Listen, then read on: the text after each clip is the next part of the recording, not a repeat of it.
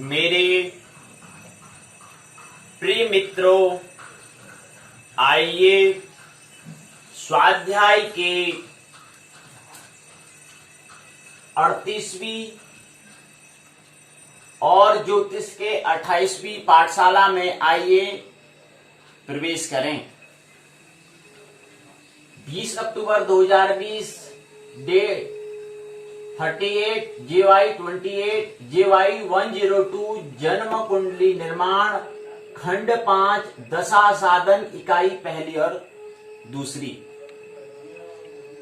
जैसा कि हम जानते हैं, यहाँ पर हम उत्तराखंड मुक्त विश्वविद्यालय हल्द्वानी के द्वारा निर्धारित पाठ्यक्रम सिलेबस पर हम क्या कर रहे हैं, जो पाठ्यक्रम है उस पर उनका जो निर्धारित पाठ्यक्रम है उस पर हम उसके अंतर्गत आने वाले पाठ जो हैं, पाठ्यक्रम में जो पाठ दिए हैं उन पर हम चर्चा कर रहे हैं।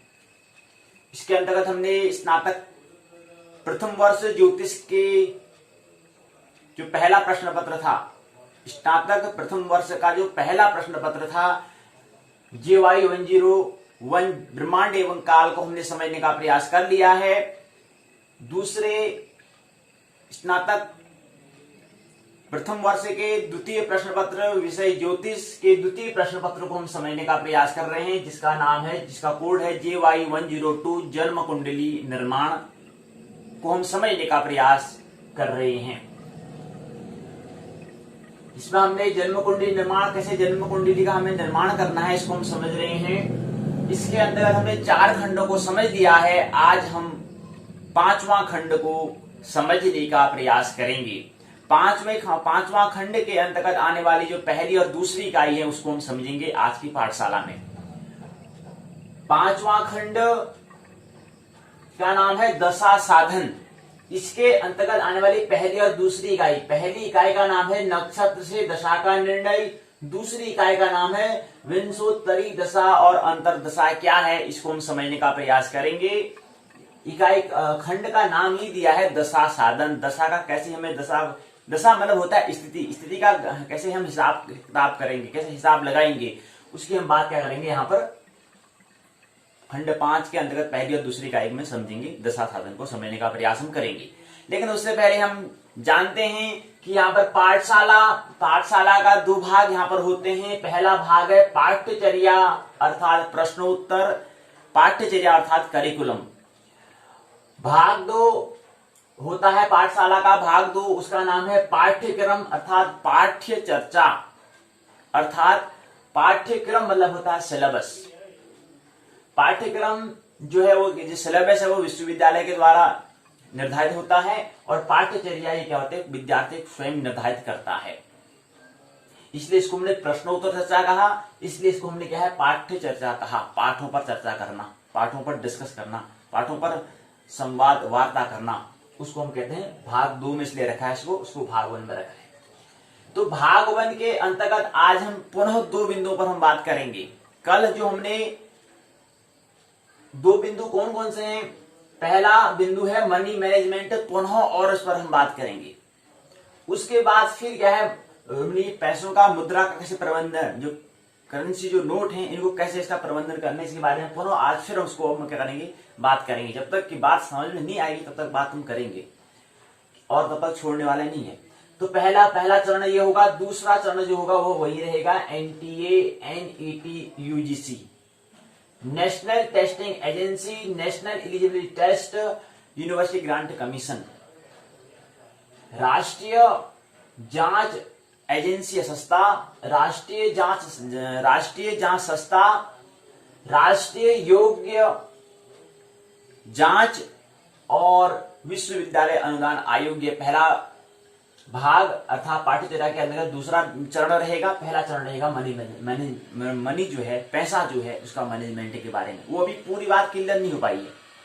पहली से पहले सूर्यधन पाठशाला करा तो वहां पर फिर कुछ असमंजस बात स्पष्ट समझ में नहीं आई। फिर दूसरी पाठशाला कल करी थी तो भी समझ में नहीं आई। आज फिर कर रहे हैं तब जाकर बात संपूर्ण समझ में आएगी। तो 3 भाग हमने कर दिए मनी मैनेजमेंट के। एक पहले करा था, एक कल और आज, उसको फिर और अच्छे से समझना है। टारगेट लक्ष्य को पीछे में चलने के लिए बार बार उसमें चिंतन मनन करना पड़ेगा। कहीं हम ढीले ढाले हमारे जो हौसला कहीं जो रखा था, जो हम एक्साइटमेंट थे, जो हमारा उमंग था, वो कहीं ढीला ढाला तो नहीं हो लग गया। तो इसलिए अपना टारगेट हमें रखना है और क्या करना है, श्रम करना है, परिश्रम करना है। आइए फिर आज की पाठशाला के भाग 1 पर पाठ्यचर्या प्रश्नोत्तर चर्चा अर्थात पाठ्यचर्या मतलब करिकुलम पर आइए प्रवेश करें। पहला चरण है मनी मैनेजमेंट। मनी मैनेजमेंट जो है, हमने कहा कि जो इनकम जो होता है वो बराबर क्या होता है, पेमेंट प्लस बैलेंस। वो पेमेंट प्लस बैलेंस का योग जो होगा वो क्या कहलाएगा, इनकम कहलाएगा। यानी कि आय बराबर क्या होता है, व्यय प्लस बचत। कितना हम व्यय कर रहे हैं, कितना हम बचत कर रहे हैं, ये बात हमें समझना है। तो इनकम जो है वो है, आय जो है वो 4 लाख है, व्यय जो है अर्थात इनकम, यहां पर देखो हम गणित को समझने का प्रयास करें, याद रहना चाहिए ये इनकम जो है हम इसको एक केवल माध्यम बना रहे हैं ताकि वो बात हमें स्मरण आ जाए। इसको 4 लाख है, यहाँ पर 10 लाख भी हो सकते हैं, यहाँ पर 10 करोड़ भी हो सकते हैं, यहाँ पर 10 अरब भी हो सकते हैं। यहाँ पर हमें गणित में क्या होता है, जोड़ घटाना गुणा भाग होता है। तो यहाँ पर इसी के माध्यम थोड़ा सा बीच बीच में जिसको गणित की जो बात ला रहे हैं उसमें हमें अपना गणना करना हमें आना है। यहाँ पर हम साधन की बात करें, दशा साधन की बात करें, वहां हिसाब करना है हमें, वहां पूरा कैलकुलेशन हमें करना है। तो इसलिए इसका एक माध्यम है कि हमने कहा कि आई बराबर क्या होता है, इनकी ये जो बराबर चिन्ह यहाँ पर दिखा रहा है ये क्या होगा, जब उसमें P प्लस B को अगर हम योग, इन दोनों का अगर योग होगा तब जाके क्या बनता है, आई बनता है। ऐसा ही क्या है, फॉर्मूला बनता है, आई बराबर P प्लस B के बराबर क्या होता है, आई बनता है। यानी कि अब P क्या है, P है 1,50,000 और B क्या है, जो वो क्या है 2,50,000। और 1,50,000 और 2,50,000 अगर दोनों को जोड़ते हैं तो क्या बनता है, 4 लाख बनता है। अर्थात यहाँ पर क्या हो रहा है, इन दोनों का योग हो रहा है, इन दोनों के योग से क्या बनता है, 4 लाख बनता है। 4 लाख रुपए बनते हैं। 1.5 लाख और 2.5 लाख का योग से क्या बनता है, 4 लाख रुपये होता है। ये क्या है, गणित है। अब हमने कहा कि ये फॉर्मूला दिया है कि आई बराबर P प्लस B अर्थात 4 लाख बराबर 1,50,000 और 2,50,000, इन दोनों का योग से 4 लाख आता है। कैसे आता है इसको समझने का हम प्रयास करेंगे। तो हमने कहा था कि 2019 से 2024 के बीच के क्या है, 6 साल का ये क्या है, हमने इसको टाइम पीरियड हमारा क्या है, ट्रेनिंग पीरियड है। एक पीरियड, एक वादन चल रहा है, एक प्रशिक्षण का क्या है, वादन एक समय दिया है, कालखंड क्या है, उन कालखंड क्या है, 6 साल है, 2019 से 2024 का एक कालखंड है, उसको हम लेके चल रहे हैं। ये क्या है, ट्रेनिंग पीरियड है, इतना क्या है, प्रशिक्षण समय है। निरंतर क्या है, अपने आप में क्या करना है, परिवर्तन हमें करना है, प्रशिक्षण हमें करना है। अपनी मन के तल पर, शरीर के तल पर प्रकृति खुद कर दे रही है, लेकिन हमको अपने मन तल पर क्या करना है तो प्रशिक्षण करना है। तो इसलिए हमें क्या करना है, योजना प्लानिंग हमें करनी पड़ती है। तो एक माध्यम है और इसी के माध्यम से हमारा क्या होगा, गणित का भी क्या हो जाएगा, थोड़ा हम गणित को समझने का प्रयास कर लेंगे इसी बहाने। ये बहाना है, एक क्या है, माध्यम, एक साधन है जिससे हम क्या करेंगे, गणित को समझ पाएंगे, ताकि आगे जो गणना करेंगे तो वहां पर हमें दिक्कत होने वाली नहीं है। ज्योतिष में तो गणना ही हमें करनी है, तो वहां दिक्कत हमें नहीं होगी। इसलिए तो 2019 से 2024 क्या है, 6 साल का वक्त है, जो टाइम पीरियड है उस पर हम बात कर रहे हैं। तो ये कैसे होगा, 4 लाख बराबर होता है 1.5 लाख प्लस 2.5 लाख का योग से 4 लाख कैसे होगा, कैसे समझेंगे, प्रूव करो। कहते हैं कि आय बराबर व्यय प्लस बचत को बराबर करो, बराबर आय बराबर व्यय प्लस बचत, जो हम बात कर रहे हैं, यानी कि 1.5 लाख और 2.5 लाख हम कैसे बराबर 4 लाख कैसे हो रहा है, कैसे, हाउ, तो ये समझने का हम प्रयास करेंगे। 2019 में हमने कहा था 50,000 रुपए का टारगेट है, 2020 में टारगेट हमें ऐसा मिला है, याद रखना चाहिए, टारगेट दिया गया है।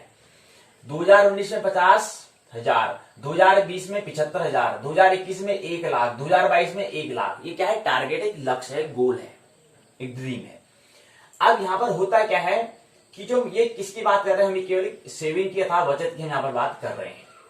बैलेंस से यहाँ पर सेविंग यहाँ पर कह सकते हैं, बचत या सेविंग इसको एक ही बात है।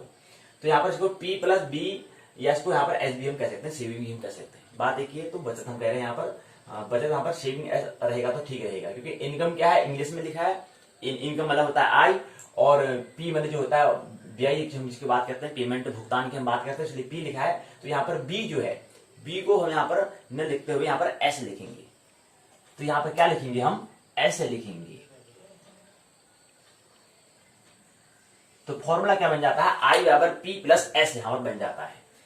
तो ये बात थोड़ा ध्यान रखना चाहिए, क्योंकि अगर हम यहाँ पर अंग्रेजी आंग्ल भाषा का उपयोग हम कर रहे हैं तो यहाँ पर भी आंग्ल भाषा का ही उपयोग हमें करना पड़ेगा। तो इनकम, पेमेंट और सेविंग, तो ये बात हमें करनी है। आय, व्यय और बचत, ठीक है। तो ये चीज हम बात करें तो 2019 में हमने कहा 50,000, 2020 में 75, 2021 में 1, 2022 में 1 लाख। ये क्या है, सेविंग करनी है, बचत हमें करना है। भुगतान कितना करना होगा, 2019 में भुगतान क्या है, 2019 और 20 में भुगतान 25,000 का भुगतान हुआ है। भुगतान हमने किया है, पेमेंट किया है। क्योंकि यहाँ पर अस्तित्व में कोई भी चीज ऐसे ही नहीं मिलता है, हमें पहले कुछ देना होता है, उसके बदले हमें कुछ मिलता है। कहीं भी आप देखें, अगर हमें कोई वस्तु खरीदनी है तो पहले हम पैसे देंगे, उसके बदले हमें वस्तु मिलती है। तो ऐसा ही हर तल पर होता है, चाहे वो वस्तु तल पर हो, चाहे फिर मनस तल पर हो, अपना विकास के तल पर हो, या फिर कोई भी अन्य कर्म करना, तो कर्म में पहले करना होता है, उसका कोई प्रतिफल मिलता है। अब वो प्रतिफल क्या मिलेगा, वो कर्म के हिसाब से रहेगा। वो कर्म हम किस तरह से, कौन सा कर्म करते हैं, किस दिशा में कर रहे हैं, सृजन दिशा में, विध्वंस दिशा में, या अपने आप में स्थिर करने के लिए, आनंद महोत्सव बनाने के लिए कर्म कर रहे हैं, वो कर्म पर निर्भर करेगा। लेकिन प्रतिफल मिलता है, ये अनिवार्य है। थोड़ा देर होगा लेकिन मिलेगा पक्का, ये अनिवार्य है। तो हमने बताया कि 2019-20 में 25,000 का क्या है, सेविंग, अर्थात क्या है, बचत की हम बात हमने करी। पेमेंट हम करेंगे कि 2021 और 2022 में क्या है, 2021 में 8,000 का क्या करना है, हमें पेमेंट करना है। 2022 में क्या करना है, 8,000 का पेमेंट करना है। 8 और 8 के योग से क्या बन जाता है, 16,000 का क्या करना है, हमें पेमेंट करना है। ये बात है। उसके बाद फिर 2023 है, जनवरी और फरवरी। यहाँ पर हमने बताया कि 2023 में 2 महीने का हमारा ट्रेनिंग पीरियड जो है, जो ट्रेनिंग जो हम पीरियड वादन की हम बात कर रहे हैं, प्रशिक्षण वादन का जो टाइम जो है वो क्या है, 28 फरवरी 2023 लास्ट है। इसके बाद ट्रेनिंग पूरी हो जाएगी, ये ख्याल रहना चाहिए। तो हमने यहाँ पर 23 फरवरी, जनवरी और फरवरी अगर 9 और 9,000 और 9,000 का भी अगर योग करते हैं तो क्या बन जाता है, 18,000 बनता है। तो ये हमारा क्या है, 2023 में जनवरी फरवरी 2 महीने का जो वेतन तनख्वाह है उसका योग हमने किया है 9,000 प्लस 9,000 बराबर 18,000। और पेमेंट हमने बात कर ली है कि 2021 2022 में जो हमें भुगतान करना है, ये हमने बात कर ली कितनी, 8 प्लस 8 बराबर 16,000। तो 2023 में जनवरी फरवरी 18,000 का पेमेंट, 2021 और 2022 में क्या करना है, 16,000 का हमें पेमेंट करना है। और ओवर टाइम फिर हमें करना पड़ेगा, तो वहां पर से हमें ओवर टाइम कितना करना है, 16,000 का फिर हमें ओवर टाइम भी हमें करना है। ओवर हमें एक्स्ट्रा एफर्ट, उसके अलावा भी हमें क्या करना है, अतिरिक्त भी हमें क्या करना है, एफर्ट लगाना है, जोर लगाना है, अतिरिक्त हमें क्या करना है, बल देना है। ये भी ध्यान देना चाहिए। तो 16 प्लस 18 कहता है 16 दूना 32, 16 48 प्लस 2 बराबर 50,000 का क्या होता है, भुगतान होता है, पेमेंट होता है। तो ये 25,000 पेमेंट 2019 और 2020 में, 2020 19 और 20 में 25 हो गया। 2021 2022 में हमने बताया कितना है, 50,000 का पेमेंट हमें करना होता है। तो 16 16 और 18 का योग क्या होता है, 50,000 हो जाता है। तो ये क्या है हमारा 2021 और 2022 का 50,000 हो गया, 2019 और 2020 का 25,000 हो गया। तो इन दोनों का योग से क्या बन जाता है, 75,000 बन जाता है। 75,000 क्या हो गया, दोनों का हो चुका है।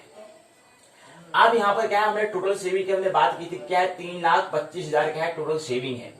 लेकिन इस टोटल सेविंग में 2023 में हमें क्या करना है, 25,000 का पेमेंट करना है। 2024 में क्या करना है, 50,000 का पेमेंट करना है। इन दोनों का योग कितना आता है, 75 आता है। और 3,25,000 में से अगर हम 75,000 को अगर ऋण करते हैं तो ये आता है 2,50,000 क्या आता है, ये रुपये इतना आता है। ये क्या है, सेविंग है, बैलेंस बी, अर्थात इसको बैलेंस हम कह सकते हैं। इसको यहाँ पर बी से नहीं दिखा करके यहाँ क्या दिखाएंगे, यहाँ पर एस से दिखाएंगे। सेविंग की यहाँ पर बात हम कर रहे हैं, इसको हम एस से यहाँ पर क्या करेंगे, दिखाएंगे। तो एस बराबर क्या हो गया, 2,50,000 क्या हो गया, एस हो गया था, सेविंग हो गया।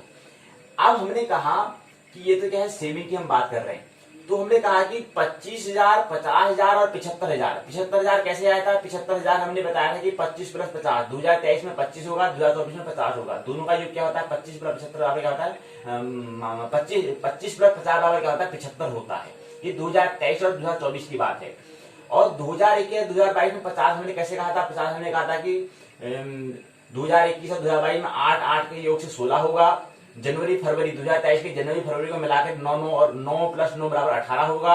और ओवर टाइम की हम 16,000 की हम बात कर रहे थे, इसका योग से क्या था, इन तीनों का योग से क्या था, 50 आता है, 50,000 आता है, जो 2021 और 2022 के हमने पेमेंट की बात, भुगतान की हमने बात की थी। इसके बाद फिर हमने कहा था कि 25,000 और भी था, 25,000 कौन सा 2019 और 2020 में जो 25,000 का पेमेंट किया है उसका भी तो योग हमें करना होगा। तो 2019 और 2020 में 25,000 का पेमेंट करना है, पेमेंट किया, तो इसलिए इन तीनों का योग 25,000 अर्थात 19 और 20 की हम बात कर रहे हैं, 50,000 2021 और 2022 की बात कर रहे हैं, 75,000 2023 और 2024 की बात करें। क्या सीक्वेंस बना है, क्या गणित बनी है, 25 25 दूनी 50 25 तीन 75, क्या हिसाब बना है, क्या मैचिंग करी बात।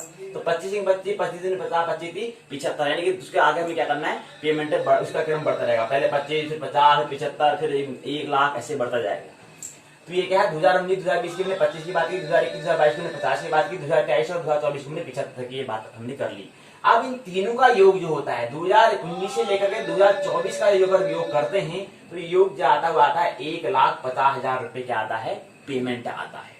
तो टोटल 2019 से 2024 अर्थात जो 6 साल का जो वक्त है उसमें पेमेंट हमने कितना करना है, 1,50,000 का क्या करना है, पेमेंट हमें करना है। और इसके अंतर हमें जो सेविंग जो बचत करनी है जो वो कितना करना है, 2,50,000। अब ये हमने बात हमें फॉर्मूला कहा था कि आई बराबर पी प्लस एस होता है, हमने कहा था। तो आई इनकी इनकम जो आई जो होती है वो क्या होती है, पी प्लस एस के योग का योग जो होता है वो आई कहलाता है। पी और एस के योग को हम आई कहते हैं अर्थात व्यय और बचत के योग को हम क्या कहते हैं, आई हम कहते हैं।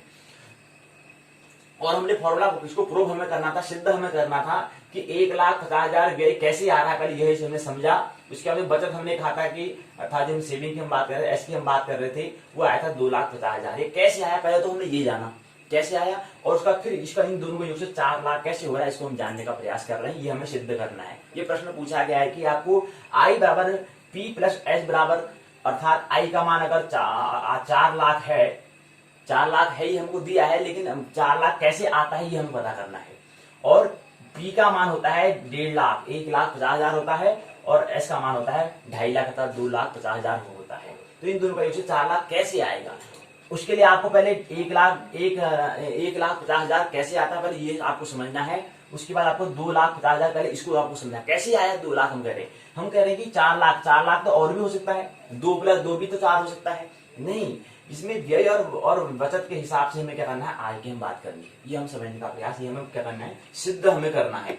तो सिद्ध हमने क्या करा कि 2019-20 में 25, 2021-22 में 50, 2023-24 में 75 हो गया। तो इन तीनों का योग जो है पेमेंट है भुगतान की हम बात कर रहे हैं, तो ये बनता है 1,50,000 रुपए। हमने क्या कर ली, ये हमने बात कर ली है सेविंग की, हमने बात कर ली है, किसकी बात कर ली है, सेविंग की हमने बात कर ली है, ये सेविंग की हम यहाँ पर बात कर रहे हैं। तो इसको हम यहाँ पर ऐसे ही व्यक्त करेंगे क्योंकि आंग्ल भाषा का उपयोग कर रहे हैं, अंग्रेजी की भाषा का उपयोग कर रहे हैं, तो यहाँ पर ऐसे हमें व्यक्त करना पड़ेगा। तो एस हमारा क्या आ चुका है, एस हमारा आ चुका है 2,50,000 रुपए आ चुका है, और हमारा जो एस है एस आ चुका है, और पी जो है हमारा 1,50,000 रुपए आ चुका है। 2 + 1 कितना होता है, 2 धन 1 बराबर क्या होता है, 3 होता है, और 50 + 50 बराबर 1 होता है, तो ये क्या आता है, 4 लाख रुपए आ जाता है। तो इनकम क्या होता है, 1.5 लाख + 2.5 लाख बराबर अर्थात क्या है, पी प्लस एस बराबर क्या आता है, 4 लाख रुपए आता है, 4 लाख रुपीज आता है। ये पूरे 6 साल का क्या है मनी मैनेजमेंट की हम बात करते हैं कि मुद्रा पैसे को हमें कैसे मैनेजमेंट करना है, कैसे प्रबंधन करना है। ये बात को ऐसे ही मान नहीं लेना है, केवल एक संकेत इशारा सिग्नल मिल रहा है, कोई इस पर टू कॉपी याद रहे। गीता में आपको ध्यान रखना चाहिए कि हम वहां पर हमें ये ख्याल रखना बहुत महत्वपूर्ण है कि दुर्योधन सोचता था कि जो पूरा युद्ध हम लड़ रहे हैं, जो पूरा संग्राम हम युद्ध कर रहे हैं, इस पर इसका पूरा केंद्र कौन रहेगा, भीम रहेगा, ऐसा दुर्योधन का ख्याल था। लेकिन पूरा युद्ध का जो पूरा केंद्र किस पर रहा, अर्जुन पर रहा। इसलिए कोई भी योजना हमें करनी है उसमें अस्तित्व कुछ भी आ सकता है। हम केवल एक ऐसा संकेत कह सकते हैं कि ऐसा हो सकता है, होने वाला क्या होगा वो हमें ज्ञात नहीं है। तो इसलिए जरूरी नहीं है कि जब दुर्योधन ने अनुमान लगा लिया कि भीम ही केंद्र में आएगा, इसलिए भीम पर ही पूरा युद्ध निर्भर रहेगा, ऐसा दुर्योधन का ख्याल था, लेकिन ऐसा रहा नहीं। वो पूरा युद्ध का पूरा केंद्र किस पर था, अर्जुन पर था। तो ऐसे इसमें हम कोई भी हम दैनिक क्रियाएं कर रहे हैं, तो इसलिए पूरा केंद्र किसे रखना है, परमात्मा को रखना है। तो परमात्मा जो कराना चाहे वो करे, वो हम करेंगे। तो कई योजना हम बनाई, तो इसमें बात कर ली, तो ये कोई मानने की आवश्यकता नहीं, इसी को फिर हमें क्या करना है, ये भी चलना नहीं, लेकिन थोड़ा हमें कैसे सीखना है, कुछ अनिवार्य जो इसके अंदर है वो हमें ग्रहण करना है, बाकी जो गैर अनिवार्य है उसको हमें विदा देना है, उसको विदाई कर देनी है उसकी। तो ये पहला चरण हमने बात कर ली है। भाग 1 पाठ्यचर्या प्रश्नोत्तर चर्चा। प्रश्न पूछा गया था तभी से हम उत्तर दे रहे हैं। प्रश्न उत्तर हमने जो पाठशाला है, पाठशाला के भाग 1 पर हमने पाठ्यचर्या जो है, यहाँ पर प्रश्न जो पूछे जाएंगे उसके ही उत्तर दिए जाएंगे। यहाँ पर कोई पाठ है उस पर हम यहाँ पर बात नहीं करेंगे। दूसरा यहाँ पर प्रश्न था, भाग 1 का दूसरा चरण है एनटीए, एनईटी, यूजीसी, ये भी प्रश्न पूछा गया है, तभी इस पर हम बात कर रहे हैं। इससे पहले बात करनी जरूरी नहीं है, प्रश्न जब पूछा जाएगा तभी इस पर बात हम करेंगे। तो इसलिए प्रश्न उत्तर का मुख्य यहाँ पर बिंदु है पाठशाला का भाग। और दूसरा पाठ पर भी हम थोड़ा बात कर लेंगे, थोड़ा माध्यम बन जाएगा, थोड़ा उसी के माध्यम से हमको समझने का, कुछ प्रकृति के अस्तित्व को समझने का हमें क्या बनता है, बहाना मिल जाता है। ये हम भाग 2 पर कर लेंगे बात, पाठशाला के भाग 2 पर। तो पाठशाला के भाग 1 का जो चरण पहला है, मनी मैनेजमेंट, रुपयों का प्रबंधन हमें कैसे करना है। प्रत्येक व्यक्ति अपना अलग अलग तरीके से हमें करना चाहिए, प्रत्येक व्यक्ति का अलग अलग प्रबंधन होता है, करना चाहिए। तो ये चीज, क्योंकि प्राथमिक चरण है, प्राथमिक चरणों को हम अगर होशपूर्वक अगर हम चलेंगे तो आगे के चरण में हमें दिक्कतें नहीं होंगी। कहने का मतलब है, जो व्यक्ति शारीरिक जरूरतें को भी पूरा नहीं कर पा रहा है, वो मानसिक जरूरतों को पूरा कैसे करेगा। और जो व्यक्ति मानसिक जरूरतों को ही पूरा नहीं कर पा रहा है, वह आत्मिक जरूरत को कैसे पूरा करेगा, इस पर विचार करें। ये 3 तल होते हैं। और दूसरी बात है, अगर हमारी जो शारीरिक जरूरत है उसको आत्मिक जरूरत से जोड़ने का प्रयास न करें। दुर्घटना यही होती है कि हमारी जो शारीरिक जरूरत है उसको भी हम आत्मिक तल पर या मानसिक तल पर एक दूसरे के विपरीत जोड़, क्योंकि हमें उसका जरूरत के बारे में पता ही नहीं होता है कि हमें शारीरिक जरूरत क्या है। तो पहले हमें ये जानना है कि शारीरिक जरूरत हमारी क्या होती है, जो हमारी फिजिकल हमारी नीड्स क्या होती है, पहले उसको पता होना चाहिए। उसके बाद हमारी जो मेंटल जो हमारी नीड्स है उसको हमें समझना चाहिए, हमारी मानसिक जरूरतें क्या है। उसके बाद हमारी जो आत्मिक जो सोल, जो हमारे जो आत्मा, जो मोक्ष आनंद की हम बात करते हैं, उसकी जरूरतें क्या है, उस पर हमें ध्यान देना चाहिए। तो पहले इन तीनों को चरणबद्ध तरीके से पहले समझना है। जब तक शारीरिक जरूरत पूरी नहीं होगी तो फिर मानसिक जरूरतों को पूरा हम कैसे करेंगे। तो पहले शारीरिक जरूरत क्या होती है, पहले ये हमें समझना है। उसके फिर मानसिक जरूरतें क्या होती है ये समझना है, तब जाके हम तीसरी जरूरत जो है आत्मिक जरूरत है, उस पर हम प्रवेश कर पाएंगे और उस पर हम स्थित हो जाएंगे। उससे पहले नहीं, उससे पहले तो इन 2 चरणों से हमें गुजरना पड़ेगा। क्योंकि एक सन्यासी भी होता है, उसको भी भूख लगती है, उसको भी पेट लगती है। क्योंकि वो सन्यासी होगा, कैसे होगा, भूख तो खाना तो वो भी खाएगा ना। तो इसलिए सन्यासी भी हो जाएगा तो उसको भी क्या करना है, कर्म तो करना ही है, अर्थात भूख तो लगेगी उसको भी। तो इसलिए हमें कोई एक कहीं पर कुछ चीज हमें कहीं पर हमने पढ़ लिया, कहीं से किसी ने कह दिया, उसको धारण कर लेना है, ऐसा नहीं। तो ये निरंतर क्या करना है, चिंतन करना है, विचार करना है कि हाँ, उससे बंध नहीं जाना, बंधन नहीं हो जाना है। तो फिर वो जो मोक्ष निर्वाण की बात करते हैं तो फिर वो तो फिजूल की बात हो जाएंगी।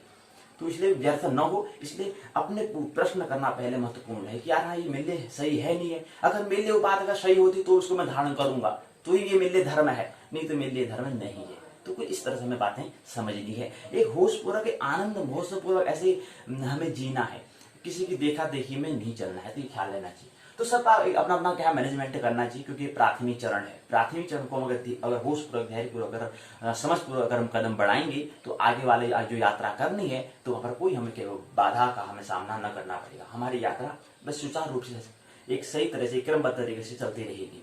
इसलिए मनी मैनेजमेंट जो है अनिवार्य, हमने इसलिए पाठ्यचर्या के अंतर्गत इसको रखा है।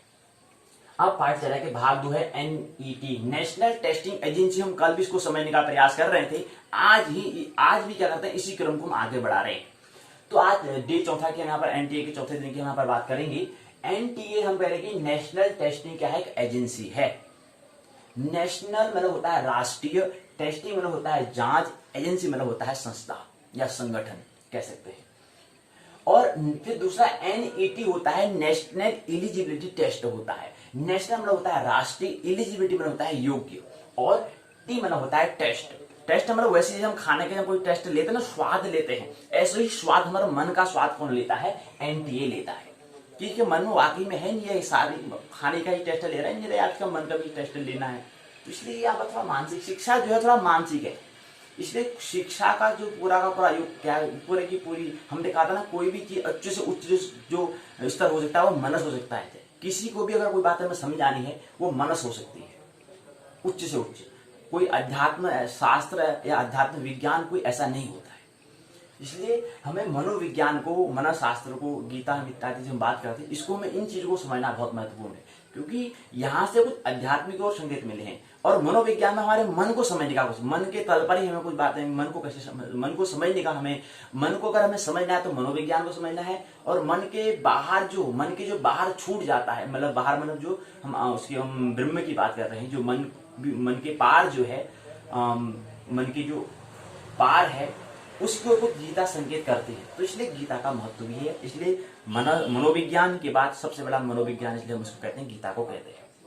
तो पूरी शिक्षा क्या है? मनस है। पूरी एजुकेशन क्या है? मनस है। अगर किसी व्यक्ति ने अपने मन के स्वभाव को समझ लिया है तो दूसरे व्यक्ति के विचारों को भी वह समझ जाएगा कि क्या कहना चाहता है। ये बात ख्याल रखना चाहिए। तो हमने NTA, NET, UGC की हम बात कर रहे हैं, तो हमने कहा कि नेशनल टेस्टिंग क्या है? एजेंसी है। और नेशनल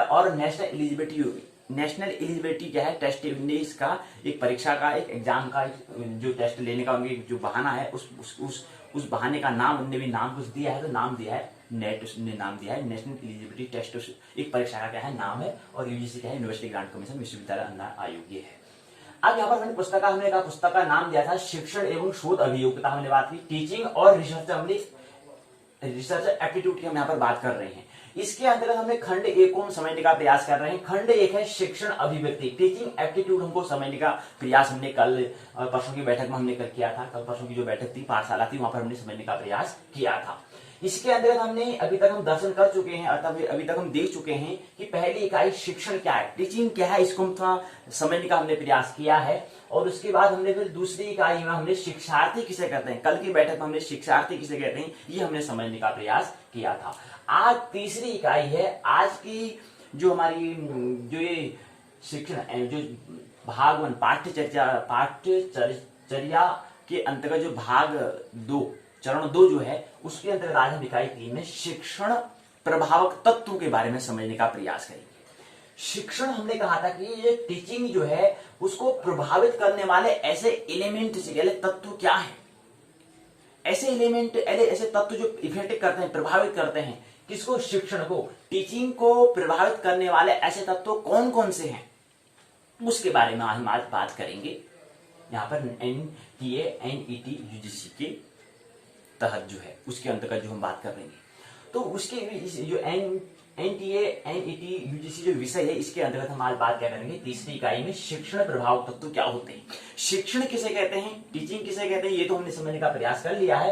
प्रभाव मतलब क्या होता है, उससे क्या प्रभाव पड़ता है। प्रभाव मतलब होता है उससे अगर कोई चीज, प्रभाव हमें कहते हैं ना, प्रभाव मतलब क्या है, ऐसा कोई तत्व है उससे उसके आचरण में और अंतस में क्या प्रभाव डालता है, मतलब क्या चेंजेस में आते हैं, परिवर्तन। प्रभाव मतलब होता है परिवर्तन, क्या परिवर्तन उसमें आता है। तो ये शिक्षण प्रभावक तत्व, ऐसे तत्व कौन कौन से हैं, आपने नाम सुना होगा, आपने केमिस्ट्री अगर पढ़ा हुआ है, रसायन अगर शास्त्र आपने पढ़ा होगा, तो वहां पर हम तत्वों की बात करते हैं। तत्व होता है मतलब एक हिस्से, मतलब कुछ ऐसे तत्व, मतलब हम जो तत्व, मतलब वहां तो ये शब्द जो है, ये तो रसायन विज्ञान का तत्व शब्द जो है, तत्व रसायन विज्ञान का वहां से लिया गया है, विज्ञान शब्द का वहां से तत्व लिया गया है। तत्व मतलब होता है कुछ ऐसी चीज, वस्तु, मतलब शिक्षण प्रभाव को प्रभावित करने वाले ऐसी वस्तु कौन कौन सी है, उसके बारे में बात कर रहे हैं। देखो, टीचिंग को इफेक्ट जो हम टीचिंग कर रहे हैं, जैसे यहाँ पर ये क्या है, क्योंकि यहाँ पर क्या है, पाठशाला है, ये क्या है, भूमंच ज्योतिष पाठशाला, और यूट्यूब के द्वारा है, बीजेपी स्वाध्याय यूट्यूब द्वारा है, यूट्यूब चैनल है, अर्थात ये क्या है, भूमंच ज्योतिष पाठशाला यहाँ पर है। तो पाठशाला में यहाँ पर भी क्या होगा, कोई जो हम समझा रहे हैं, जो भी हम कोई संकेत यहाँ पर ले रहे हैं, सिग्नल या इशारा जो हमको मिल रहा है, इसके लिए भी यहाँ पर हमारा जो बता रहे हैं, यहाँ पर जो तत्व हैं जिसके माध्यम से बता रहे हैं, वो बड़ा महत्वपूर्ण होता है। अब पहले इसको समझ लें कि हम क्या बात करने वाले हैं, उसमें क्या जो शिक्षण प्रभाव तत्व हैं, उसके अंतर्गत ये NTA ने क्या दे रखा है, इसको समझने का प्रयास करते हैं। तो उन्होंने इकाई 3 में कहा है शिक्षण प्रभाव तत्व के अंतर्गत आपको पहले शिक्षक पहला तत्व आता है, दूसरा तत्व आता है पाठ्य सामग्री। शिक्षक प्रभाव तत्व के अंतर्गत पहला तत्व आता है शिक्षक, टीचर, दूसरा आता है पाठ्य सामग्री, तीसरा आता है संस्थागत सुविधाएं, चौथा आता है शैक्षिक वातावरण, पढ़ने का माहौल, माहौल के यहाँ पर वातावरण की, शैक्षिक जो है हमारा जो यहाँ पर पढ़ने लिखने का, मतलब कोई प्रश्न कर रहा होगा उसका उत्तर दे रहे होंगे, कोई वार्ता, कोई संवाद यहाँ पर चल रहा होगा, वो ऐसे वातावरण जहां पर कोई जानने का कोई प्रयास कर रहा होगा तत्व में क्या है, वहां पर ऐसे वातावरण, शैक्षिक वातावरण की यहाँ पर बात हम करेंगे। ये क्या है, इकाई 30 के अंतर्गत हम शिक्षण प्रभाव तत्व, इकाई का नाम दिया है शिक्षण प्रभाव तत्व। इस इकाई के अंतर्गत हमें कुछ जो बिंदु हैं, पहला बिंदु है शिक्षक, जो प्रभाव तत्व, जो तत्व है, तत्व के अंदर जो हम बता रहे हैं ना, शिक्षण में, टीचिंग में प्रभाव कौन डालता है, पहला तत्व तो है उसका नाम है शिक्षक, दूसरा तत्व है पाठ्य सामग्री, तीसरा संस्थागत सुविधाएं, चौथा है शैक्षिक वातावरण। ये 4-5 बिंदु के बारे में, पहला, दूसरा, तीसरा, चौथा, ये 4 बिंदु पर हम बात करेंगे इकाई 30 के अंतर्गत शिक्षण प्रभाव तत्व के अंतर्गत। अब हमने कहा था कि शिक्षक किसे कहते हैं, शिक्षक प्रभाव तत्व तो हम कह रहे हैं, अब इसके अंतर्गत शिक्षक कौन है। शिक्षक ये क्या है, प्राथमिक चरण है। शिक्षक मतलब होता है कि कोई सूचना, कोई जानकारी देने वाला। शिक्षण प्रभाव तत्व पर हम शिक्षा, जब शिक्षण जहां पर टीचिंग करते हैं वहां पर क्या होता है, पहले ये समझे। वहां पर होता है क्या है कि कोई व्यक्ति प्रश्न पूछता है, उसका उत्तर कोई देता है, तो ये जो शिक्षक मतलब होता है बोलने, बताने वाला, जो प्रश्न पूछा है उसका उत्तर देने वाला, उसको हम शिक्षक कहते हैं। और शिक्षक, इसलिए कल हमने बात शिक्षार्थी की बात की थी। शिक्षार्थी मतलब जो प्रश्न पूछने वाला होता है, तो प्रश्न पूछने वाला और प्रश्न का उत्तर देने वाला। तो पहला जो शिक्षक प्रभाव तत्व में शिक्षक रखा है, जो उसका उत्तर देगा, मतलब शिक्षार्थी जो प्रश्न पूछेगा उसका उत्तर देगा। और शिक्षक, हम टीचर की हम बात करें तो हमें शिक्षार्थी को समझ लिया, आप शिक्षक क्या है उसको समझते हैं। तो शिक्षक को समझने के लिए हम एक शब्द यहाँ पर उपयोग करते हैं, अध्यापक। अध्यापक के अंतर्गत क्या आते हैं, 4 स्तर हैं अध्यापक के। पहला, अध्यापक के 4 स्तर हैं। पहला स्तर है शिक्षक, दूसरा स्तर है गुरु, तीसरा स्तर है सदगुरु, चौथा स्तर है परम गुरु। तो अध्यापक के हमने स्तर है, हमने कहा जो लेवल है, लेवल के हिसाब से क्या है, 4 अध्यापक के क्या है, चरण या भाग हम कह सकते हैं, प्रकार हैं कह सकते हैं। मतलब 4 अध्यापक जो है 4 प्रकार से हो सकते हैं, ऐसा हम कह सकते हैं। अध्यापक 4 प्रकार से, पहला जो प्राथमिक होगा वो शिक्षक होगा, दूसरा गुरु होगा, तीसरा सदगुरु होगा, चौथा परम गुरु होगा। अब शिक्षक और गुरु और सदगुरु और परम गुरु ये क्या है, आइए इसको समझने का प्रयास हम करते हैं। अध्यापक हमने कहा, अध्यापक के अंदर शिक्षक, तो शिक्षक वो होता है जो क्या हो, तमोगुणी हो, मतलब क्या हो, जो सूचनाएं, जानकारी जो दे दे, बस वो काम है। मतलब कोई एक व्यक्ति है, आप किसी मित्र है, कोई भी मित्र है, जो सब लोग आपस में कोई क्लासमेट है, आपस में दोनों मित्र हैं, हम बात करते हैं, तो आपस में कुछ बात करते हैं, तो वो भी एक दूसरे का हम क्या करते हैं, शिक्षक का काम कर रहे होते हैं, एक दूसरे शिक्षक। तो शिक्षक के लिए मतलब विशेष जो, मतलब कोई भी सूचना, जानकारी, कोई न्यूज खबर जो दे दे, समाचार जो दे दे, वो शिक्षक कहलाएगा और टीचर कहलाएगा। लेकिन जो उसके जानकारी को नहीं देखा, थोड़ा क्या करे, जो रजोगुणी मतलब होगा, जो कुछ आगे विज्ञान को जन्म दे, जो विज्ञान से संबंधित कुछ बातें कर दे, वाकई में जैसे कुछ बता दे, हाँ जैसे कि यार हाँ कि मतलब पृथ्वी पश्चिम से पूर्व दिशा की ओर घूम रही, तो क्या कारण होता होगा, वैसे बताएगा। अगर हम चलते हैं जब, तो हम उसके जब हम पैदल चलते हैं, तो उसके जब हम नाव पर चलते हैं या कहीं पृथ्वी में चल रहे हैं, तो हम चलते कब हैं, जब हम पीछे को धक्का देंगे तब जाके हम आगे बढ़ते हैं, मतलब क्रिया प्रतिक्रिया हो रही होती है। तो कुछ ऐसा मतलब जो थोड़ा वैज्ञानिक, जो क्या हो, ऑथेंटिक, प्रमाणिक जो बात कराए, वो गुरु। शिक्षक जो केवल जानकारी दे, केवल इंफॉर्मेशन दे, केवल सूचनाएं दे, वो शिक्षक कहलाएगा। शिक्षक की पूरी तादाद यहाँ पर भरी पड़ी है, प्रत्येक व्यक्ति शिक्षक हो सकता है, समझिए। मनुष्य होना ही क्या है, अपने आप में शिक्षक है, अपने आप में मनुष्य होना ही क्या है, शिक्षक है। मतलब प्रत्येक व्यक्ति जो है वो क्या है, शिक्षक है, ये हम कह सकते हैं। लेकिन क्या वो शिक्षक गुरु बन पाया, क्या वो गुरु शिक्षक को क्या है, सदगुरु बन पाया, क्या वो शिक्षक परम गुरु बन पाया, ये उसके विकास पर, ये उसके स्वभाव, प्रवृत्ति, प्रारब्ध पर निर्भर करेगा। लेकिन शिक्षक क्या है, सभी हैं। मनुष्य होना ही क्या है, अर्थात शिक्षक होना है, क्योंकि कुछ न कुछ हम सीख रहे होते हैं और किसी न किसी व्यक्ति को कुछ न कुछ जानकारी होती है, कुछ न कुछ इन्फॉर्मेशन, कुछ न कुछ नॉलेज होती है। अब गुरु क्या होता है, जो रजोगुणी, जो विज्ञान के बारे में, जो विशेष ज्ञान के बारे में बताए, वो क्या है, गुरु। और गुरु के आगे आता है सदगुरु, जो सतोगुणी हो, जो धर्म के बारे में बताए, वो क्या है, सदगुरु। और परम गुरु होता है जो केवल ब्रह्म का गवाह, जो ब्रह्म की तरफ कुछ बातें हमें बताए, अध्यात्म तल से हम कहते हैं, अर्थात जो साक्षी गवाह, जो मूल है, प्रकृति के अंदर जो मूल है, उसके बारे में जो बताए। तो शिक्षक जो है, जो माया के बारे में बताए, गुरु जो है विज्ञान के बारे में, साइंस के बारे में बताए, सदगुरु जो धर्म के बारे में बताए, अर्थात प्रेम, ध्यान इत्यादि के बारे में बताए, वो सदगुरु। परम गुरु जो बताए मौन, भक्ति, प्रार्थना, पूजा के बारे में जो बताए, जो साक्षी गवाह विटनेस के बारे में जो बताए, वो क्या है? परम गुरु है। आत्मा क्या है? परम गुरु है।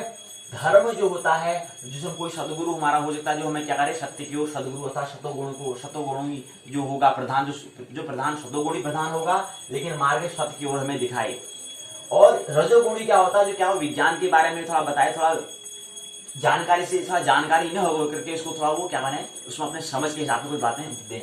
और तमोगुणी जो होता है, केवल सूचनाएं जानकारी दे, बस हाँ भाई काम चल जाए, हाँ ऐसा हो गया ऐसा हो गया बस। मतलब क्या होता है कि गुरु, शिक्षक और गुरु, जो व्यक्ति शिक्षक से गुरु में पहुंच जाता है तो उसकी यात्रा फिर आगे सदगुरु और परम गुरु में पहुंची जाती है। लेकिन जो व्यक्ति शिक्षक से गुरु की ओर यात्रा नहीं कर पाएगा तो आगे मतलब यात्रा करना, यहाँ पर शिक्षा में बड़ा, यहाँ पर जो हम कह रहे हैं, यहाँ पर बहुत बड़ा हमें सृजन, बड़ा हम बहुत कुछ हमें क्या करना पड़ता है? मेहनत, हमें श्रम करना पड़ता है। अब जो व्यक्ति श्रमी होगा वो आगे गुरु, सदगुरु, परम गुरु में जाना चाहेगा, अर्थात प्रश्न करना पड़ेगा, पूछना पड़ेगा कि आखिर क्या होता है, क्या होगा, निरंतर कुछ न कुछ करते रहना पड़ेगा, क्योंकि उससे आगे विकास, अर्थात यहाँ पर बेचैनी होनी चाहिए कि यार नहीं, मैं संतुष्ट नहीं मानूंगा, मेरे को बना बनाया खाना नहीं खाना, मेरे को खुद बनाना है, ये कैसे बनता है, मेरे को जानना है। तो यहाँ से ये क्या है? आगे की यात्रा फिर शुरू हो जाती है। अगर शिक्षक से गुरु में अगर पहुंच गया तो फिर आगे गुरु से सदगुरु, सदगुरु से परम गुरु पहुंच जाएंगे। लेकिन ये है क्या? शिक्षण प्रभाव तत्व के अंदर हम शिक्षक को समझने का प्रयास कर रहे थे, लेकिन शिक्षक की अगर हम बात करें तो आगे गुरु, सदगुरु और परम गुरु के बारे में भी हमें ख्याल होना चाहिए, तो इसलिए हमने इसको जोड़ दिया है। लेकिन यहाँ पर एनटीए ने केवल शिक्षक के बारे में बात की थी और हमने कहा था कि शिक्षक, गुरु, सदगुरु, परम गुरु होता है, ये अध्यापक के अंतर्गत आते हैं। तो अध्यापक हैं 4 प्रकार के हो सकते हैं। पहला शिक्षक, दूसरा गुरु, तीसरा सदगुरु, चौथा परम गुरु। आत्मा ही क्या है? परम गुरु है। जब हम आत्म साक्षी, जब अपने साक्षी हो जाते हैं तब हम परम गुरु कहलाते हैं। मतलब जहां पर हम खुद अपने आप को, जहां पर हम बैठे हैं, ध्यान में बैठे हैं, मस्त हैं, तो उसमें अपना जो हम अपना साक्षी गवाह हमको मिल रहा है, विटनेस मिल रहा है, वो उस समय हम क्या होते हैं? परम गुरु होते हैं। लेकिन वही परम गुरु जब क्या होता है? किसी व्यक्ति, दूसरे व्यक्ति को कुछ सत्य के बारे में, सतोगुण के बारे में कुछ बताना चाहिए, सतोगुण प्रधान के बारे में कुछ सूचनाएं दे, अर्थात प्रकृति के सतोगुण जो है उसके बारे में कुछ संकेत दे, वो सदगुरु कहलाएगा। और प्रकृति के रजोगुण के बारे में जो बताए, थोड़ा कुछ जो कैसे आपको शांत होना है उसके बारे में जो बताए, शांति के बारे में, आपको स्वर्ग कैसे जाना है इसके बारे में बताए, वो क्या कहलाएगा? गुरु कहलाएगा। और जो शिक्षक है वो जो माया के बारे में बताएगा कि आपको कैसे पैसे कमाना है, कैसे क्या कमाना है, दूसरों को पीछे करो, आपने आगे बढ़ जाओ, कैसे प्रतिस्पर्धा करनी है, कैसे कंपटीशन को जीतना है, कैसे आपको प्रतिस्पर्धा में आगे आना है, दूसरों को पीछे करो तब आगे बढ़ो, ऐसा जो बताता है वो कौन है? शिक्षक है, अर्थात तमोगुणी इसको हम कह सकते हैं। तो प्रकृति के 3 गुण, शिक्षक, गुरु, सदगुरु, ये प्रकृति के 3 गुण के अंदर आ जाते हैं। और परम गुरु जो है मूल के, अर्थात अंड और ब्रह्म के अंतर्गत आ जाता है, तो इससे बनता है ब्रह्मांड। अर्थात शिक्षक, गुरु, सदगुरु, ये 3 जो चरण है, 3 जो ये प्रकार हैं अध्यापक के, ये क्या है? अंड अर्थात प्रकृति को दिखाते हैं, प्रकृति के तल पर ही होते हैं 3 स्तर। लेकिन जो परम गुरु है वो क्या है? ब्रह्म के तल पर होता है, मूल के तल पर होता है, तब जाके ब्रह्मांड बनता है। ब्रह्म प्लस अंड से क्या बनता है? ब्रह्मांड बनता है। तो कुछ संकेत आपने लिया है। अब इसके बाद आता है कि ये तो हमने बात कर ली शिक्षक के बारे में, क्योंकि यहाँ पर एनटीए ने शिक्षक जो इकाई तीसरी दी है, शिक्षण प्रभाव तत्व यहाँ पर दिया हुआ है, इसके अंतर्गत शिक्षक की बात की थी। लेकिन आगे और भी जो अध्यापक के चरण होते हैं, इसमें हमने कुछ बातें समझने का प्रयास किया है। तो इसलिए शिक्षक आता है, इसलिए हमें गुरु, सदगुरु और परम गुरु पर भी बात हमें करना अनिवार्य है, क्योंकि विकास ही शिक्षा पर ही खत्म नहीं हो जाना है। हमने कहा कि अध्यापक, शिक्षक सभी हो सकते हैं, सभी हैं, क्योंकि मनुष्य होना मतलब अपने आप में शिक्षक होना, अपने आप में टीचर होना, ये पर्याप्त है। क्योंकि मनुष्य मतलब इससे पहले भी योनियां हैं, 84 लाख योनियां हैं, अर्थात मनुष्य जीवन को प्राप्त करना ही क्या, अर्थात व्यक्ति क्या है? शिक्षक बन गया है। क्योंकि मनुष्य जीवन लेना ही मतलब क्या है? वो शिक्षक है। तो इसलिए तो कहा है मोक्ष का द्वार, शास्त्रों में इसलिए तो कहा है मनुष्य शरीर क्या है? मोक्ष का द्वार है, अर्थात स्वतंत्र होने का, निर्वाण को प्राप्त करने का, आत्मा का परमात्मा का मिलने का एक द्वार है, एक चैनल है। कौन है? वो मनुष्य शरीर है। इसलिए इसको हमने शिक्षक की श्रेणी में रखा है। लेकिन आगे विकास फिर करना है गुरु, सदगुरु, परम गुरु, इसलिए ख्याल कुछ स्मरण आ जाए, कुछ संकेत मिल जाए, कुछ इशारा मिल जाए, इसलिए हमने यहाँ पर इस पर बात की है। हालांकि एनटी ने यहाँ पर शिक्षक पर बात पूरी कर दी है, एनटी ने इस पर जिक्र नहीं किया है, लेकिन हमें जिक्र करना है, क्योंकि विकास शिक्षक पर ही खत्म नहीं होता है। उसके बाद है पाठ्य सामग्री। शिक्षक प्रभाव तत्व के अंदर शिक्षण जो प्रभाव तत्व है उसके अंदर पाठ्य सामग्री। स्टडी मटेरियल क्या होता है, पढ़ने के लिए सामग्री क्या होती है। पढ़ने के लिए सामग्री होती है, कलम होती है, कापी होती है, पुस्तक होता है, सफेद पट्टी, और जो ये तो सफेद पट है। जब हम पढ़ते थे पाठशाला, जब बचपन में हम पढ़ते थे, विद्यालय में आते थे, तो वहां पर श्याम पट होता था। वो श्याम पट है, लेकिन ये तो सफेद पट है, वही की व्हाइट बोर्ड है। तो ऐसे क्या होता है, सफेद पट होता था, ऐसे ही स्याही दवात लिखते थे। तो यहाँ पर भी हम जो यहाँ पर स्याही और कलम से लिख रहे हैं, तो ये भी स्याही और वही है, दबाती है। तो यहाँ पर समझें कि शिक्षण प्रभाव तत्व के अंदर दूसरा है पाठ्य सामग्री। तो पाठ्य सामग्री के अंदर क्या आता है, सबसे पहले क्या आता है, सबसे पहला आता है कलम। दूसरा कलम हो गया। अब कलम के अंदर मुख्य बात कर रहे हैं, और भी बहुत से सामग्री होते हैं पूरे बॉक्स है। उसके बाद स्केल होता है, पेंसिल होता है, रबड़ होता है, जो हम आगे गणित के लिए, रेखा गणित के लिए हमें स्केल हमें चाहिए, वो बहुत कुछ उसमें है। लेकिन हम मुख्य बात हम कर रहे हैं कि कलम, कापी, पुस्तक, सफेद पट, स्याही दवात के बारे में बात हम कर रहे हैं। केवल 4 बात करेंगे, बाकी आपको समझ में आ जाएगा कि हम किस बार बात कर रहे हैं, संकेत मिल जाएगा, क्योंकि बात हमें समझनी है, बाकी विस्तार से बात हमें नहीं करनी है। तो पहला आता है कलम, आता है पेन, पहला हमारा महत्वपूर्ण होता है। तो अलग अलग पेन है, ये काला पेन हो सकता है, हरा पेन हो सकता है, लाल पेन हो सकता है, नीला पेन हो सकता है। ये क्या है, ये हमारे क्या है, पाठ्य सामग्री है, स्टडी मटेरियल के अंदर आता है। पहला तो कलम आ गया। दूसरा आता है कापी। कलम की हमने बात कर ली है, कलम हमने बताया। उसके बाद आता है, दूसरा आता है कापी, अर्थात नोटबुक उसे हम कहते हैं, जहां पर हम नोट करेंगे, वो क्या है, पाठ्य सामग्री के अंदर आता है। तो दूसरा नोटबुक, यहाँ पर हमें क्या करना होता है, यहाँ पर हमें नोट ही क्यों कर रहे हैं, ताकि जिसमें खाली समय रहे उसको स्मरण चिंतन करें, इसलिए हमें नोट करना होता है। इसलिए पाठ्य सामग्री हम जो बात करते हैं स्टडी मटेरियल के अंदर ये भी आता है, कॉपी। दूसरा क्या है, कापी, इसको हम कहते हैं। कापी हमने पिछली बैठक में कहा था, कापी मतलब क्या होता है, फोटो कॉपी भी कहते हैं, याद रहना चाहिए। तो फोटो कॉपी से ही कापी से ही फोटो कॉपी बना है। तो कुछ संगीत आप समझ रहे हैं कि हमें कॉपी में क्या लिखना है, हमारे अचेतन मन में जो पढ़ा है उसको अपने चेतन मन में लाना है, फिर उसको नोट दर्ज करना है, ताकि दूसरों को भी वो अपनी जो मैंने अनुभव किया है दूसरों को भी मैं साझा कर रहा हूँ। इसलिए इसको मैं नोटबुक में दर्ज करता हूँ, अर्थात लिखता हूँ, नोट करता हूँ, अर्थात दर्ज करता हूँ, ताकि उसको दूसरा लोग भी मेरे जो मैंने अनुभव किया है, मेरे अनुभव को भी समझे, ताकि वो भी विकास को प्राप्त हो। इसलिए हमें क्या करते हैं, नोट हमें करना होता है। और पहला नोट तो हम इसलिए करते हैं कि ताकि हमें कुछ बात स्मरण आ जाए, जिसमें खाली वक्त उसमें हम कुछ उसको हम समझें, या कभी उसको कुछ बातें मेरे को समझ में नहीं आ रही तो उसमें देख लूं कि क्या चीज है। जब स्मरण आ जाता है उसको नोट करने की आवश्यकता, दर्ज करने की आवश्यकता नहीं होती, फिर वो दर्ज यहाँ हो जाता है। यहाँ दर्ज है, सब हमारे अचेतन मन में सब कुछ पड़ा है, वहां पर दर्ज करने की आवश्यकता नहीं होती है। और उसके बाद फिर क्या है, हम दर्ज कर लिया। और एक दर्ज करना क्या होता है कि अपनी बातों को मैं दूसरों को साझा करना हो, तो एक लिखने के माध्यम से मैं इसलिए दर्ज कर रहा हूँ। ये 2 तरह से हो सकता है, अपने आप को समझने के लिए अर्थात स्वाध्याय के लिए, और उसके बाद फिर क्या है, अध्ययन दूसरों को साझा करने के लिए मैं नोट करता हूँ, अर्थात दर्ज करता हूँ, इसलिए नोटबुक यहाँ पर कहा। दूसरा है नोटबुक। तीसरा आता है पुस्तक। तीसरा क्या है, पुस्तक की हम बात करते हैं। यही यहाँ पर हम इंटरनेट की पुस्तक हम ले सकते हैं। ये पुस्तक स्टडी मटेरियल पाठ्य सामग्री के अंदर क्या है, तीसरा है स्टडी मटेरियल अर्थात पुस्तक की हम बात करते हैं।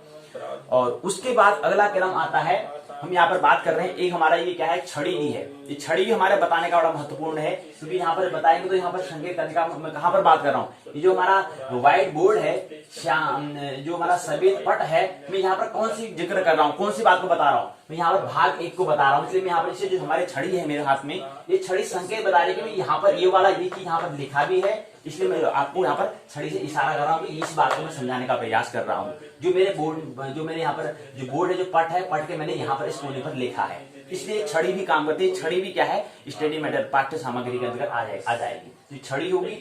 और उसके बाद हमने बताया क्या है, सफेद पट। हमने ये बता रहे हैं जो व्हाइट बोर्ड है या सफेद पट है, ये भी महत्वपूर्ण काम कर रहा है, क्योंकि यहाँ पर क्या हमने कुछ बातें दर्ज की है, कुछ बातें हमने यहाँ पे क्या है लिखी है, नोट की है, दर्ज की है, ताकि कुछ बातें हम साझा कर सकें, कुछ अनुभव जो हमने लिया है उस अनुभव को हम दूसरे व्यक्ति तक साझा कर सकें, ताकि वो भी अपना स्वाध्याय करे। और स्वाध्याय करने के बाद अपने आप को, वो भी अपने विकास को, वो भी डेवलपमेंट को प्राप्त हो, वो भी अपने विकास को प्राप्त होने का अपना पर्सनालिटी, अपना व्यक्तित्व को बनाए, व्यक्तित्व का निर्माण करे। इसलिए हमने इस व्हाइट बोर्ड पर कुछ बातें यहाँ पर संकेत लिखे हैं, कुछ शब्द हमने यहाँ पर लिखे हुए हैं, जिसके माध्यम से हम साझा कर रहे हैं। तो ये व्हाइट बोर्ड था क्या है, सफेद पट भी क्या है, पाठ्य सामग्री अर्थात स्टडी मटेरियल के अंतर्गत आ जाता है। उसके बाद है स्याही। बात हमने बात की थी, कलम की हम यहाँ पर बात कर रहे थे, तो कलम में हमें क्या पड़ेगी, स्याही की जरूरत पड़ती है। स्याही हमने बताया कि ये क्या है, इंक जिसे हम कहते हैं, ये स्याही है। ये क्या है, लाल इंक है, इसके अंतर्गत इंक पड़ी हुई है।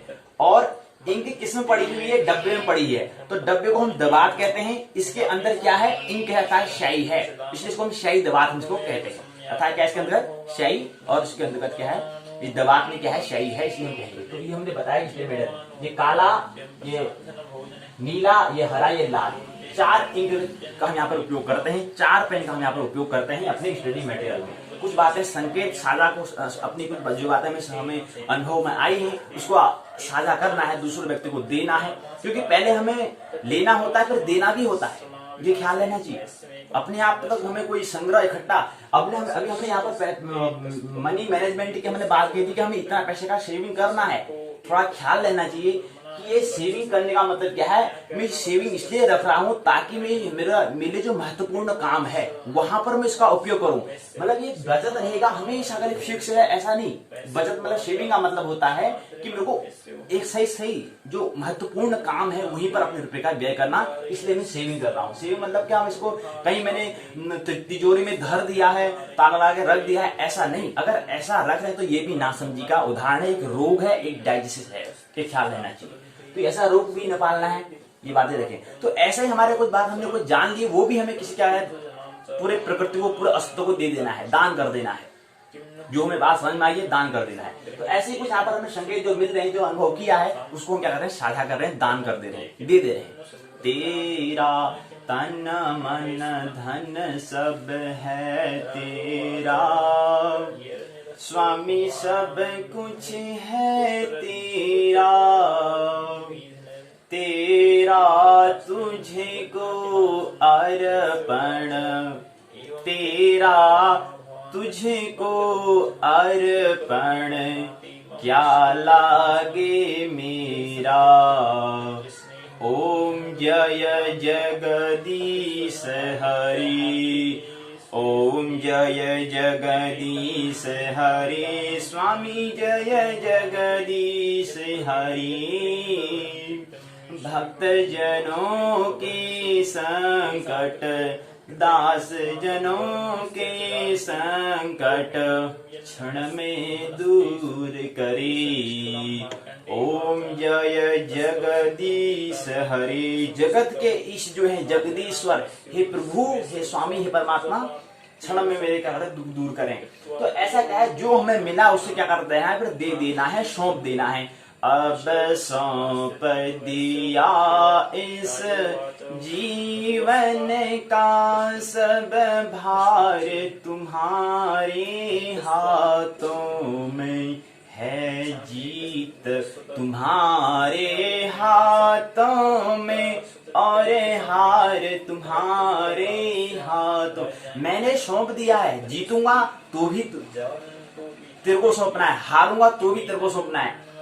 अब सौंप दिया है, पूरा जीवन ही आपको मैंने सौंप दिया है, जीतू हारूंगा आपको ऊपर बात है। मेरे जीत गया तो उससे कोई कुछ फर्क नहीं पड़ेगा, हारूंगा तो कुछ नहीं पड़ना, क्योंकि मेरे को क्या करना है, आपको ही समर्पण कर देना है। तो ऐसे जो हमें मिलता है वो समर्पण कर देना है, और जो मिल रहा है उस पर राजी होना। फकीर शब्द आपने नाम सुना होगा। फकीर का मतलब होता है कि जो मिल रहा है उसमें राजी होना। अंतस में अर्थात अंतस से मतलब मन से क्या हो, अंतस से क्या हो, मतलब क्या हो, शांत को, जो आनंद को प्राप्त हो चुका है वो फकीर। और ये बात क्या है, फकीर की बात है। तो आदमी क्या है, जो हमें मिला वो हमें क्या करना है, साझा भी कर देना है, हमें क्या कर देना है, शेयर हमें कर देना है, सौंप देना है स्वामी को। जहां से मिला वहीं सौंप दो। तो मैंने बताया अपना कुछ है ही नहीं, तेरा तुझको अर्पण, क्या लागे मेरा, ये बात हमें ख्याल रखनी है। तो ये आरती जो हम गाते हैं, आरती जो हमें जो उच्चारण करते हैं, इसको बड़े महत्वपूर्ण, बड़ा जिस व्यक्ति ने, जिस कवि ने लिखा है, बहुत महत्वपूर्ण बात इसमें लिखी हुई है। संगीत से बहुत महत्वपूर्ण आध्यात्मिक, क्योंकि ये क्या है, भक्ति का यहाँ पर प्रार्थना जो हम कह रहे हैं, ये क्या है, आरती जो है। आरती का मतलब क्या होता है, ये बाद में बात करेंगे, लेकिन क्या है, आरती है, ये समझना चाहिए। अर्थात क्या है, बुद्धि के तल की बात नहीं है, हृदय के तल की बात नहीं है, अर्थात नाभि तल की बात है। इसलिए आरती, प्रार्थना, पूजा क्या है, ये नाभि तल पर होती है। तो आइए हम यहाँ पर बात करें, ये क्या है कि हमें क्या करना है, यहाँ पर शायद बात की यहाँ पर बात करें, जो हमें मिला वो दूसरों को मतलब अस्तित्व को ही सौंप देना है, अपने पास कुछ भी नहीं रखना है, एक रत्ती भर भी नहीं रखना होता है। तो इसलिए हमने बताया कि यहाँ पर कुछ बातें हमने यहाँ पर शब्दों के माध्यम से बताया है, क्योंकि माध्यम क्या होगा, शब्द ही माध्यम होगा, वाक्य ही माध्यम होगा, जिसमें हम क्या कर सकते हैं, साझा कर सकते हैं। जो आध्यात्मिक और संकेत है वो हमारी मजबूरी है कि हम शब्दों के माध्यम से हमें साझा करना है, ये हमारी मजबूरी है। लेकिन एक अगर कोई ऐसी परिस्थिति आ जाए कि हम शब्दों के माध्यम, बिना शब्द भी हम बात कर सकते हैं, मौन वाणी भी हम बात कर सकते हैं, शून्य वाणी भी हम कर सकते हैं, बिना शब्द बोले भी हम बात कर सकते हैं, वो प्रेम होता है। ये ख्याल, जिसने प्रेम किया वो बिना बात करे भी, बिना शब्द के उच्चारण ही बात कर सकता है, ये स्मरण रहना चाहिए। लेकिन तो आप शिक्षा की बात करते हैं, मन की चिकित्सा की बात करते हैं, यहाँ पर शब्द का हमें उपयोग करना पड़ता है, एक मजबूरी है, ये शब्दों का एक माध्यम है। तो हमने बताया कि शायद बात हमने सुबह पट्टी हमने बात कर ली, शायद बात की हमने बात कर ली, हमने क्या है पाठ्य सामग्री के अंदर आ गया। उसके बाद है संस्थागत सुविधाएं। संस्थागत किसे कहते हैं? संस्था हम बात करते हैं, जैसे भूमन जी ज्योतिष पाठशाला एक संस्था है, ऐसी और भी संस्था है जो वहां पर विद्यालय हो गया, महाविद्यालय और विश्वविद्यालय जो वो भी संस्था है, जैसे उत्तराखंड मुक्त विश्वविद्यालय, ये भी क्या है, संस्था है। तो यहाँ पर क्या था, संस्थागत सुविधाएं क्या दी हैं, जहाँ पर उत्तराखंड मुक्त विश्वविद्यालय की सुविधाएं अपेक्षा अन्य विश्वविद्यालय की अपेक्षा यहाँ पर सुविधाएं थोड़ा उचित हमें लगती हैं। यहाँ पर सुविधाएं हैं क्योंकि यहाँ पर स्टडी मटेरियल क्या है, और यहाँ पर ऑनलाइन माध्यम में हमारे पास क्या है, स्टडी मटेरियल उपलब्ध है। पुस्तक हमारे पास अगर हमारे पास ऐसी पुस्तक हमारे पास अगर नहीं भी है तो हम क्या है, फोन अगर हमारे पास अगर है, स्मार्टफोन है, तो वहां पर हम क्या कर सकते हैं, ऑनलाइन भी उस किताब डिजिटल ई बुक के माध्यम से भी क्या है अध्ययन कर सकते हैं। ये बात है, इलेक्ट्रॉनिक बुक्स के माध्यम से भी हम क्या अध्ययन कर सकते हैं। हार्ड बुक हमारे पास नहीं भी है तो इलेक्ट्रिक बुक के बारे में, ई बुक के माध्यम से भी हम क्या करते हैं, अध्ययन कर सकते हैं, अपनी पढ़ाई कर सकते हैं। ये हमें ख्याल रखना चाहिए। तो मैंने बताया कि क्या है, इस संस्थागत सुविधाएं क्या है, ये भी महत्वपूर्ण देता है किस पर, हमारे शिक्षण, हमारे टीचिंग की जो हमारा जो हम बात कर रहे हैं, शिक्षण की हम जो बात कर रहे हैं, हम कह रहे हैं कि हमारा यहाँ पर प्रशिक्षण भी चल रहा है, ट्रेनिंग पीरियड अभी हमारा चल रहा है। लेकिन उससे पहले हमें शिक्षण क्या किसे कहते हैं, टीचिंग किसे कहते हैं, टीचिंग के ही क्या होता है आगे, प्रशिक्षण का मतलब क्या होता है, ट्रेनिंग होती है। प्रशिक्षण करना शिक्षण के लिए, शिक्षण के लिए, टीचिंग के लिए क्या है, प्रशिक्षण हमें करना है। हमने कहा ना कि यहाँ पर जो हमने भी यहाँ पर जो मनी मैनेजमेंट की बात की है, क्या है, ट्रेनिंग पीरियड है, हमने कहा था। ट्रेनिंग मतलब क्या, हमारा क्या प्रशिक्षण वादन यहाँ पर हम कह रहे थे, इनके कालखंड है, मतलब हम समय की हम बात कर रहे थे। तो ऐसे में शिक्षण की टीचिंग की हमें बात करनी है। तो टीचिंग मतलब क्या होता है, टीचिंग जो हम कह रहे हैं कि इसके अंदर प्रभाव तत्व है, शिक्षा की हमने बात कर ली है, पाठ्य सामग्री हमने बात कर ली है, संस्थागत सुविधाएं क्या सुविधाएं वहां पर दे रहे हैं, जो शिक्षार्थी है उसको क्या सुविधाएं, विद्यार्थी जो है या दीक्षार्थी जो है उसको क्या सुविधाएं वहां पर दे पा रहा है संस्था, उसको भी महत्वपूर्ण निर्भर करता है। उसके बाद हमारा आता है शैक्षिक वातावरण। हम कह रहे हैं शिक्षा के लिए मतलब जो जानना चाहता है तुम्हें क्या है, क्या और कैसे है और क्यों है, तू जो जानना चाहता है उसके लिए वहां पर वातावरण एनवायरमेंट है या नहीं, ये भी बड़ा महत्वपूर्ण देता है शिक्षण के लिए। शिक्षण के लिए अर्थात शिक्षण मतलब शिक्षण क्यों होता है, विकास को, डेवलपमेंट को हमें प्राप्त करना है, अर्थात हमें अपने आप को क्या करना है, विकसित हमें करना है, परिवर्तन अपने आप को हमें करना है। तो जीवन में क्या है, जीवन का मतलब क्या है, परिवर्तनशील जिसका नाम दिया है, हमें क्या करना है, परिवर्तन करना है। क्या है, शिक्षण में टीचिंग हमें करनी है, अर्थात हमें शिक्षा में क्रांति, शिक्षा हमें लेनी है, विद्या हमें लेनी है और हमें दीक्षा इसलिए लेनी है। ये बात हमने समझने का प्रयास यहाँ पर करा है। तो ये क्या है, हमारा जो इकाई तीसरी है शिक्षण प्रभाव तत्व, इसको हमने समझने का प्रयास यहाँ पर किया है। तो हमने यहाँ पर एक आता है संस्थागत और व्यक्तिगत हमने बात किया है। संस्थागत मतलब होता है जो संस्था में जो कोई विद्यालय में जब हम प्रवेश लेते हैं तो वहां पर हम क्या होता है, रेगुलर हमें स्कूल जाना पड़ता है, रेगुलर हमें विद्यालय पाठशाला में जाना पड़ता है, वो क्या कहलाती है, संस्थागत कहलाती है। और व्यक्तिगत मतलब होता है प्राइवेट, जिसे कहते हैं, जैसे उत्तराखंड मुक्त विश्वविद्यालय के माध्यम क्या है, एक प्राइवेट एक माध्यम है। कोई व्यक्ति घर में भी क्या सकता है, अध्ययन कर सकता है, स्वाध्याय कर सकता है, और पेपर इम्तिहान देने के लिए वो बाद में जाएगा, विद्यालय में जाएगा, या एक महीने में 1-2 बार चले जाए, वो क्या है, प्राइवेट कहलाएगा। या 1 महीने 2 महीने में 1 बार चले जाए, वो प्राइवेट कहलाता है, अर्थात व्यक्तिगत कहलाता है। और संस्थागत 2 शब्द आपने दिए होंगे। जब सर्टिफिकेट मिलता है तो वहां पर संस्थागत की व्यक्तिगत, रेगुलर की प्राइवेट, ये भी जिक्र हमारा होता है, अगर गौर किया होगा। तो ये हमने बताया कि शैक्षणिक वातावरण संस्थागत और व्यक्तिगत, यहाँ पर व्यक्तिगत से ही व्यक्तित्व बनता है, ये स्मरण रहना चाहिए। व्यक्ति मतलब होता है व्यक्ति, हमने कल भी बात की थी कि हम व्यक्ति, हम क्या है, व्यक्तिगत हैं, इंडिविजुअल भी हैं, हम मौलिक हैं, यूनिक हैं, ये भी हमें स्मरण रखना है। और साथ साथ ये भी ख्याल में रखना है कि हम क्या है, एक संयुक्त भी हैं, एकजुट भी हम क्या है, ये भी हमें ख्याल रखना। हम पूरे एक साथ संयुक्त भी हैं, कॉम्प्लेक्स भी हैं, पूरे एकजुट हम भी हैं, मतलब पूरे एक दूसरे से जुड़े हुए हैं, ये भी हमें स्मरण रखना है। तो ये दो बात हमने कही थी, तो वही बात है। तो व्यक्ति का, जो व्यक्ति ने स्वाध्याय खुद को जिसने समझ लिया है, व्यक्ति को जिसने समझ लिया है, वो इसी से क्या बनता है, व्यक्तित्व बनता है। इसलिए हमने यहाँ व्यक्ति से व्यक्तित्व हमने कहा है। कोई यहाँ पे संस्थागत तो हम जैसे बात हम नहीं करते हैं। यहाँ पर व्यक्ति का विकास, जिसने व्यक्ति ने खुद का विकास किया है, उसी से क्या बनता है, व्यक्तित्व बनता है। उसी से दूसरे व्यक्ति को भी अपनी बात को समझा पाएगा। इसलिए व्यक्ति से क्या बनता है, व्यक्तित्व बनता है, पर्सनैलिटी बनती है। ये हमने समझने का प्रयास किया है। शैक्षिक वातावरण हमने कहा था कि स्वाध्याय के लिए दशा स्थिति कैसी है, ये अब हमें क्या करना है, शोध करना है कि कैसी हमारे पास वहां स्थिति, क्या हम शिक्षा के लिए कुछ वातावरण बना पा रहे हैं, नहीं बना पा रहे हैं, कुछ हम प्रश्न कर रहे हैं, नहीं कर रहे हैं, कुछ अपने शिक्षा में क्रांति ला रहे हैं, नहीं ला रहे हैं, हम वातावरण, हम अध्ययन के लिए कुछ समय दे रहे हैं, या फिजूल की बातों में गपशप में अपना समय को व्यतीत कर रहे हैं, या टहली टाइम पास कर रहे हैं। ऐसा नहीं करना है। जिसको शिक्षा में क्रांति करनी है, जो ब्राह्मण को प्राप्त, जो ब्राह्मण अर्थात ब्रह्मांड को जानना चाहता है, उसे प्रश्न करना होगा, उसे चिंतन करना होगा, उसको शिक्षा के लिए शैक्षिक वातावरण बनाना पड़ेगा, एनवायरमेंट बनाना पड़ेगा, क्रिएट करना पड़ेगा। तो इसलिए हमने कहा कि स्वाध्याय के लिए या अध्ययन के लिए उसे क्या करना होगा, एक ऐसी दशा, एक ऐसी स्थिति में, कैसी स्थिति है पहले ये विचार से करना होगा कि मैं कुछ कर रहा नहीं कर रहा हूँ, कोई स्थिति बननी नहीं, कोई दशा बननी नहीं बननी है, कोई यहाँ पर सिचुएशन ऐसी है नहीं जहाँ पर पढ़ाई कर सकता हूँ, कोई मेरे को ऐसा माहौल बना रहा नहीं बना रहा हूँ जिसमें अध्ययन कर रहा नहीं कर रहा हूँ। स्वाध्याय महत्वपूर्ण होता है। उसके बाद अध्ययन जो संस्थागत बनाती है वो भी महत्वपूर्ण होता है, लेकिन महत्वपूर्ण स्वाध्याय है। स्वाध्याय जो कर लेगा तो फिर संस्थागत की जो संस्था उसको समझ ही लेगा। तो ये महत्वपूर्ण क्या है, स्थिति पर क्या करना है, शोध करना है उसे, जो अपने, क्योंकि महत्वपूर्ण क्या है, रसो वैसे आनंद महोत्सव पूर्वक जीवन जीना है। कोई भी काम कर ले वहां पर क्या है, रस प्राप्त लेना है, ये महत्वपूर्ण होता है। कोई भी सर्टिफिकेट प्रमाण पत्र मिल गया, उस पर माहिर हासिल हो गया, या किसी को प्रतिस्पर्धा प्रतियोगिता में पीछे करके आगे बढ़ गया, इससे कुछ हल होने वाला नहीं है। कुछ क्या है, फिजूल की बातें होती है, व्यक्ति की झंझटें होती है। तो इसलिए क्या करना है, स्वाध्याय के लिए अपनी शैक्षणिक वातावरण हमें देखना है कि वो हमारा वातावरण एनवायरमेंट है नहीं है पढ़ने के लिए, अगर नहीं है तो कैसे बनाना है मेरे को, इस पर क्या करना होगा, विद्यार्थी को, शिक्षार्थी को, दीक्षार्थी को यहाँ पर ऐसा माहौल बनाना पड़ेगा। हमने अब ये शिक्षा के क्या है, हमने जैसे यहाँ पर शिक्षा के हमने इस तरह बताए हैं, शिक्षक गुरु सदगुरु परम गुरु, ऐसे ही क्या होता है विद्यार्थी में भी क्या होता है, शिक्षार्थी दीक्षार्थी, शिक्षार्थी विद्यार्थी और दीक्षार्थी ये होता है, ये स्तर के। अब जो प्रश्न करने वाला जो होता है, अर्जुन को हमने यहाँ पर बांटा था, इस प्रकार कृष्ण को भी हमने यहाँ पर बांट रखा है। मतलब एक चिकित्सक को और एक रोगी को हमने यहाँ पर 4 भागों में ऐसे विभाजन हमने किया था। ऐसे वहां पे हमने जो अर्जुन है उसको भी हमने, अर्थात जो रोगी है उसको भी हमने विभक्त किया है। तो ये समझ निकाला। तो स्वाध्याय के लिए हमें क्या करना है, स्थिति तैयार करनी है, हमें विकास करना है। हम अगर हमारे मन में बेचैनी है, उसका उपचार अगर हमें करना है तो कुछ न कुछ हमें माहौल बनाना पड़ेगा। ये बात हमें ख्याल रखना। तो ये हमने क्या है, हमारा पहला जो भाग 1 है, पाठशाला का भाग 1 पाठ्यचर्या प्रश्नोत्तर चर्चा जो होती है वो भाग 1 पूरा होता है। भाग 1 जो है पूरा होता है। भाग 2 में आइए हम प्रवेश करते हैं। भाग 2 क्या है, भाग 2 है पहली इकाई है, उसका नाम है नक्षत्र से दशा का निर्णय कैसे हमें करना है, ये समझना है। नक्षत्र से दशा का निर्णय कैसे करें। नक्षत्र हमने कहा था कि तारों के समूह को नक्षत्र कहते हैं। दशा मतलब होता है स्थिति, ढंग या तरीका। व्यक्ति का ढंग अर्थात दशा जो होता है वो 3 तरह के, मुख्य 3 तरह से होती है। विंशोत्तरी दशा, अष्टोत्तरी दशा, योगिनी दशा, ये 3 क्या है, दशा है। दशा हम क्या कहते हैं, ज्योतिष बात 3 मुख्य दशा होती है।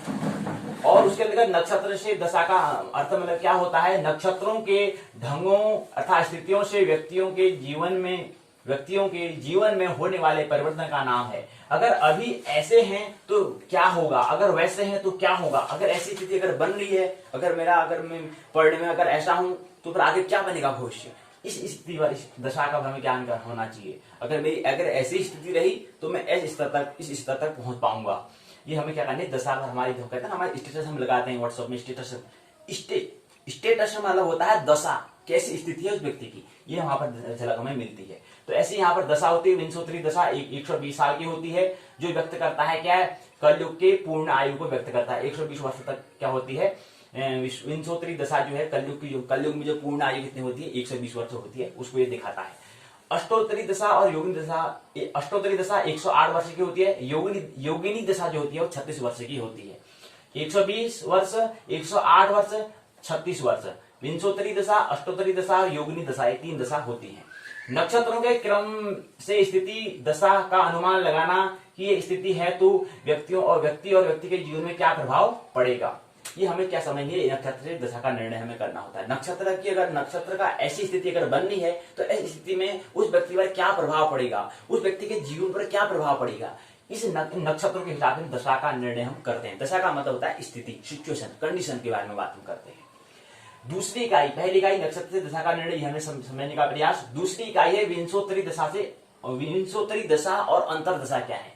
विंशोत्तरी हमने दशा कहा था कि ऐसी स्थिति, ऐसी दशा नक्षत्रों द्वारा जो 120 वर्षों तक एक जैसी स्थिति रहे, ऐसी स्थिति को, ऐसे ढंग का हमने नाम क्या दिया है, विंशोत्तरी दशा हमने कहा है। 120 वर्ष से कलयुग के पूर्ण आयु को दर्शाता है। यहाँ पर हमने बात आई थी काल चक्र, समय चक्र हम इसे कहते हैं। तो काल चक्र मतलब समय चक्र होता है, और ऐसे शाश्वत का भी चक्र होता है हम कह सकते हैं, क्योंकि पूरा जीवन क्या है, वर्तुल में घूमता है। चक्र मतलब होता है वर्तुल तथा कुंडली, क्योंकि हम जन्म कुंडली का निर्माण कर रहे हैं। कुंडली मतलब पूरा वर्तुल की हम यहाँ पर बात करते हैं। प्रसारण बीजेपी स्वाध्याय, प्रस्तुति बीजेपी, प्रस्तुत करता है ज्योतिर्मय। ये क्या है, वहां से प्रसारण हो रहा है। आप इसको यूट्यूब के माध्यम, यूट्यूब द्वार जो है बीजेपी स्वाध्याय द्वार जो है चैनल पर देख सकते हैं। आइए हम जो विश्वविद्यालय का पाठ्यक्रम है उस पर हमें जिक्र करना अनिवार्य है। उसी के माध्यम से पाठ पर हम चर्चा कर रहे हैं, क्योंकि हम भाग 2 पाठ्यक्रम अर्थात सिलेबस पाठ्य चर्चा पर हम क्या कर रहे हैं, बात कर रहे हैं, इसलिए उस पर जिक्र करना अनिवार्य है। तो खंड 5 है दशा साधन। दशा मतलब होता है स्थिति, साधन मतलब होता है शोध करना। तो स्थिति का शोध करना कि कैसी स्थिति यहाँ पर नक्षत्रों की बन रही है, ऐसी स्थिति में क्या व्यक्तिगत प्रभाव पड़ेगा, इस पर क्या करना, शोध करना होता है। नक्षत्र से दशा निर्णय, इकाई की संरचना, प्रस्तावना, उद्देश्य, नक्षत्रों से परिचय, नक्षत्रों से दशा का निर्णय, सारांश, पारंपरिक शब्दावली, बोध प्रश्न के उत्तर, सहायक पाठ्य सामग्री, निबंधात्मक प्रश्न पूछे गए हैं। कहते हैं कि ये क्या है, 5वीं खंड के पहली इकाई, उसका नाम है नक्षत्र से दशा का निर्णय कैसे करते हैं, इसको हम समझने का प्रयास इस इकाई में करते हैं। यहाँ पर नक्षत्र से दशा निर्णय की यहाँ पर हम बात करेंगे। महत्वपूर्ण आधार हमारा ज्योतिष में जो होता है वो नक्षत्र होता है। जातक के जीवन में उसकी स्थिति ज्ञानार्थ नक्षत्रों के आधार पर की जाती है, और उसके आधार पर मानकर गणितीय विधि द्वारा दशा का क्या करते हैं, हम साधन करते हैं, गणित के माध्यम से करते हैं। कुंडली निर्माण प्रक्रिया में चलित चक्र एक महत्वपूर्ण हिस्सा होता है। संसदीय द्वादश भाव के आधार पर हम चलित चक्र का निर्माण कर पाते हैं, ये यहाँ पर देने का प्रयास किया है। फिर उद्देश्य है, नक्षत्र क्या है, नक्षत्र से दशा का साधन कैसे होता है, दशा के प्रकार कहते हैं, दशा चक्र का उपयोग, दशा का गणितीय पक्ष क्या है, नक्षत्र एवं दशा निर्णय। दशा का मतलब होता है स्थिति। ज्योतिष शास्त्र में दशा मुख्यतः 3 प्रकार की कही गई है, विंशोत्तरी, अष्टोत्तरी और योगिनी। दशा का ज्ञान नक्षत्रों पर ही आधारित होता है। जन्म कुंडली में ग्रहों का जो भी शुभाशुभ फल होता है वह उन ग्रहों की दशांतर दशाओं में जातक को प्राप्त होता है। एक सामान्य नियम है, दशाओं के अनेक प्रकार प्राचीन जातक शास्त्र में बताए गए हैं, लेकिन व्यवहार में देखा गया है कि सभी दशाओं में से भी विंशोत्तरी और अष्टोत्तरी योगिनी दशाएं 3 मुख्य हैं। विंशोत्तरी दशा सब दशाओं में क्या है, सबसे बड़ी श्रेष्ठ दशा है, ये कहते हैं। न छरति नक्षत्रम, छरति मतलब चलना, जो चलता नहीं वो क्या है, नक्षत्र है। जिसमें गति न हो ऐसे अंतरिक्ष खगोल में स्थित पिंड को हम नक्षत्र कहते हैं। अश्विनी से लेकर के रेवती पर्यंत 27 नक्षत्र होते हैं, ये हमको पता ही है। नक्षत्र का ज्ञान से जन्म नक्षत्र का ज्ञान कर कृतिका आदि नक्षत्र से गणना करते हुए दशाओं का साधन हम करते हैं, ये इसको बताने का यहाँ पर प्रयास किया है। नक्षत्र दशा का साधन विधि बताया है। अभिजित सहित 27 नक्षत्रों में कृतिका से जन्म नक्षत्र गणना कर लें, तत्संख्या में 9 का भाग ले तो शेष निम्नोक्त क्रम में विश्वोत्तरी दशा या दशेश होते हैं। ये बता रहा है 11 दशा वर्ष, सूर्य 6 वर्ष, चंद्र 10 वर्ष, मंगल 7 वर्ष, राहु 18 वर्ष, गुरु 16 वर्ष, शनि 19 वर्ष, बुध 17, केतु 7, शुक्र 20। शेष बचे तो सूर्य, अगर 1 शेष बचे तो सूर्य कहलाएगा, 2 शेष बचे तो चंद्रमा, 5 शेष बचे तो गुरु, 0 शेष बचे तो 0 अगर शेष बचेगा तो शुक्र दशा होती है। तत्पश्चात उक्त क्रम से ये दशाएं होती हैं। चक्र द्वारा स्पष्ट है कि सूर्य की 6 वर्ष, चंद्रमा की 10 वर्ष, मंगल की 7 वर्ष, राहु की 18 वर्ष, गुरु की 16 वर्ष, शनि की 19 वर्ष, बुध की 17, केतु की 7, शुक्र की 20 की वर्ष क्या होती है, दशा होती है, स्थिति होती है। कुल मिलाकर 120 वर्ष का क्या होता है, विंशोत्तरी महादशा होती है, ये हमें ख्याल रखना चाहिए। विंशोत्तरी महादशा क्या है, इसको हम समझने का प्रयास यहाँ पर कर रहे हैं। जन्म के चंद्र नक्षत्र स्वामी से यह दशा प्रारंभ होती है, यह हमें स्मरण रहना चाहिए। इसी क्रम में यहाँ पर दशा का भुक्त भोग्यमान क्या है, ज्ञान क्या है, इसको समझने का प्रयास यहाँ पर किया है। दशा करने के लिए शास्त्रीय विधान क्या है, यहाँ पर बताने का प्रयास यहाँ पर किया है। यहाँ पर एक बात और समझनी है कि वही बताने का प्रयास यहाँ पर किया है। हम स्पष्ट अर्थ चक्र को समझने का प्रयास करते हैं। आइए, जन्म कुंडली निर्माण, दशे सूर्य चंद्र मंगल राहु गुरु शनि बुध केतु शुक्र। जन्म नक्षत्र वर्ष, कृतिका रोहिणी, कृतिका उत्तर फाल्गुनी उत्तर शांडा सूर्य में, चंद्र में रोहिणी हस्त श्रवण, सूर्य में जो जन्म नक्षत्र यहाँ पर जो कृतिका लिखा है जन्म नक्षत्र है, उत्तर फाल्गुनी ये भी जन्म नक्षत्र है, ये भी जन्म नक्षत्र उत्तर श्रावण के जन्म नक्षत्र है। वर्ष कितना होता है, यहाँ पर वर्षों को दिखाया है, यहाँ पर जन्म नक्षत्र को, यहाँ पर भी जन्म नक्षत्र को, यहाँ पर भी जन्म नक्षत्र को, यहाँ पर दशेश दिखा है। दशेश क्या होते हैं? सूर्य, चंद्र, मंगल, राहु, गुरु, शनि, बुध, केतु, शुक्र होते हैं। जन्म नक्षत्र कृत्तिका, रोहिणी, मृग, आता, पुनर्वसु, पुष्य, आश्लेषा, मघा, पूर्व फाल्गुनी। जन्म नक्षत्र उत्तर फाल्गुनी, हस्त, चित्रा, स्वाति, विशाखा, अनुराधा, ज्येष्ठा, मूला, पूर्वाषाढ़ा, उत्तराषाढ़ा, श्रवण, धनिष्ठा, शतभिषा, पूर्व फाल्गुनी, उत्तर फाल्गुनी, पूर्व भाद्रपद, उत्तर भाद्रपद, रेवती, अश्विनी, भरणी, ये बता रखा है। वर्ष होते हैं सूर्य में 6, चंद्रमा में 10, मंगल में 7, राहु में 18, गुरु में 16, शनि में 19, बुध में 17, केतु में 7, शुक्र में 20 होते हैं। चित्र द्वारा स्पष्ट है कि किस किस नक्षत्र में किसकी कितनी दशा होती है और कितनी और वर्ष तक होती है, हमने समझने का प्रयास यहाँ पर किया है। यहाँ पर समझाने का प्रयास किया है शास्त्रीय विधान। उसके बाद आता है प्रश्न, विंशोत्तरी महादशा में कितने वर्षों की दशा चलती है, ये पूछा है। दशा का शाब्दिक अर्थ होता है, नक्षत्रों की संख्या कितनी होती है, विंशोत्तरी दशा की गणना किस नक्षत्र से आरंभ होती है, शनि की दशा वर्ष कितने वर्ष का होता है, गुरु की दशा का वर्ष कितने वर्ष का होता है, बुध की दशा का वर्ष कितने साल का होता है, ये समझने का प्रयास यहाँ पर किया है। यहाँ पर ही बताने का प्रयास किया है कि यहीं पर क्या है, कुछ प्राइवेट शब्दावली दी हुई है। दशा मतलब होता है स्थिति, नक्षत्र मतलब होता है अश्विनी से लेकर के रेवती पर्यंत जो है।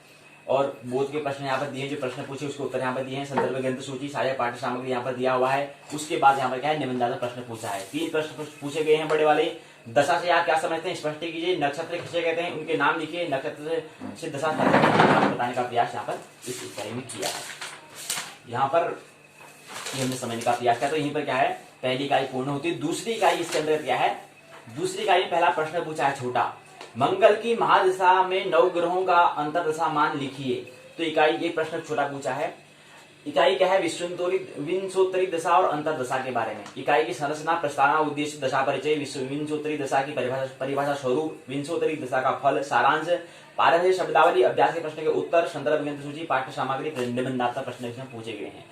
खंड 5 के अंतर्गत दूसरी इकाई विंशोत्तरी दशाफल के बारे में समझने का प्रयास करेंगे। जन्म कुंडली में ग्रह का जो भी शुभ और अशुभ फल होता है वह ग्रहों की दशांतर दशा में जातक को प्राप्त होता है। दशा और अंतर दशा के जातक से क्या होता है, जातक को प्राप्त होता है, हम कह सकते हैं। दशा का शाब्दिक अर्थ होता है स्थिति। कलो पराशीर दशा के अनुसार कलयुग में विंशोत्तरी दशा का विशेष महत्व होता है। अभिष्ट काल में किसी जातक की स्थिति का शुभाशुभ ज्ञान दशा के आधार पर किया जाता है। लग्न, राशि, नक्षत्र, भाव, ग्रहस्पष्ट, फलादेश, कर्म कारक आदि विषयों का विशेष अध्ययन यहाँ पर करने का प्रयास करेंगे। उद्देश्य दिया है दशा को परिभाषित करने में समर्थ हो सकेंगे। विंशोत्तरी दशा का महत्व को समझा सकेंगे। विंशोत्तरी दशा का निरूपण करने में आप समर्थ होंगे। विंशोत्तरी दशा का स्वरूप वर्णन करने में समर्थ होंगे। विंशोत्तरी दशा से फलादेश को निरूपण करने में आप क्या होंगे, समर्थ होंगे। विंशोत्तरी दशा से परिचय होने का प्रयास, समस्त चराचर प्राणी के जीवन काल में उनका कौन सा समय शुभ है, कौन सा समय अशुभ है, इसका विवेक ज्योतिष शास्त्र के उस अभिष्ट कालावधि में प्रसिद्ध दशा और महादशा के आधार पर होता है। जन्मांक चक्र में ग्रहों की जो शुभाशुभ फल की स्थिति होती है वही फल उन ग्रहों के दशांतर दशा में जातक को प्राप्त होती है। विंशोत्तरी दशा का प्रचलन विंध्य से उत्तर दिशाओं के प्रांतों में है। दशाओं के संबंध में आचार्य पराशर के बृहद पराशर पुरा शास्त्र के 10वें अध्याय के बारे में, दशा के बारे में विस्तार से वहां पर बताया गया है। आप वहां पर समझने का प्रयास कर सकते हैं। ये क्रम यहाँ पर बताने का प्रयास यहाँ पर किया गया है। कह रहे हैं कि क्या है, दशा के अनेक भेद होते हैं, परंतु उनमें मुख्य क्या है, विंशोत्तरी दशा है, जो सर्वसाधारण के लिए सभी सर्वसाधारण के लिए क्या है, हितकारी है। अन्य विद्वानों ने अष्टोत्तरी, षोडशोत्तरी, द्वादशोत्तरी, पंचोत्तरी, शताब्दी, चतुर्शीतिशमा, द्विसप्ततिशमा, षष्टिशमा, षष्टिशतमा आदि सभी क्या है, जन्म नक्षत्र आधारित नक्षत्रों की क्या है, चर्चा यहाँ पर की है। जन्म आधारित दशाओं की क्या है, चर्चा यहाँ पर की गई है। तो ये हमने यहाँ पर काल चक्र, हमें सभी दशाओं में मान्य काल चक्र दशा कही गई है। दशाओं में काल दशा, चक्र दशा तथा सभी दशाओं में मान्य काल चक्र दशा कही गई है। इसके अतिरिक्त चर दशा, स्थिर दशा, केंद्र दशा, कारक दशा, ब्रह्म ग्रह दशा भी कही गई है। किसी ने मंडूक दशा, शूल दशा, योगार्ध दशा, दृग दशा, त्रिकोण दशा, राशि दशा, पंचस्वर दशा, योगिनी दशा, पिंड दशा, नैसर्गिक दशा, अष्टवर्ग दशा, संध्या दशा, पाचक दशा और अन्य तारादि विभिन्न दशाओं भी यहाँ पर कहे गए हैं, परंतु सभी दशाओं में सर्वमत नहीं है, अर्थात व्यवहार उपयोग नहीं है। इसलिए यहाँ पर दशाएं बहुत हैं, लेकिन सभी का मत एक जैसा नहीं होने के कारण मुख्य तीन ही होते हैं, विंशोत्तरी दशा, अष्टोत्तरी दशा, योगिनी दशा होता है, और उसके बाद अंतर दशा। ये क्या, इन दशा पर हम क्या करते हैं, बात करते हैं। ये यहाँ पर समझाने, कलयुग में 120 वर्ष की पूर्ण आयु कही गई है, इससे क्या है, विंशोत्तरी दशा का हिसाब लगाते हैं। दशा का वर्ष यहाँ पर बताने का प्रयास किया है।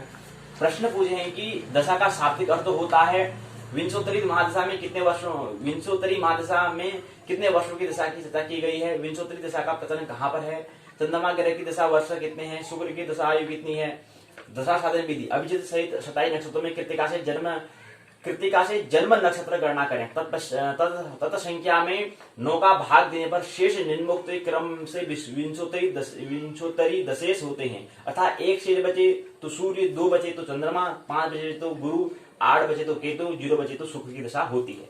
विंशोत्तरी दशा का फल क्या है, इसके बारे में रवि दशा के बारे में बता रखा है, सूर्य के बारे में, ऐसे चंद्र फल के बारे में बता रखा है। इसी क्रम में फिर क्या है, भौम के बारे में बता रखा है। इसी क्रम में फिर क्या है, बुद्ध के बारे में, अन्य फल के बारे में यहाँ पर दिया हुआ है। शुक्र दशा के फल के बारे में दिया है, शुक्र ग्रह के हिसाब से दे रखा है। शनि दशा के शनि ग्रह के बारे में हिसाब से दे रखा है। ऐसे यहाँ पर राहु ग्रह के आधार पर राहु दशा के बारे में बताया है, केतु के बारे में बताया है। ये यहाँ पर बताने का प्रयास यहाँ पर किया है।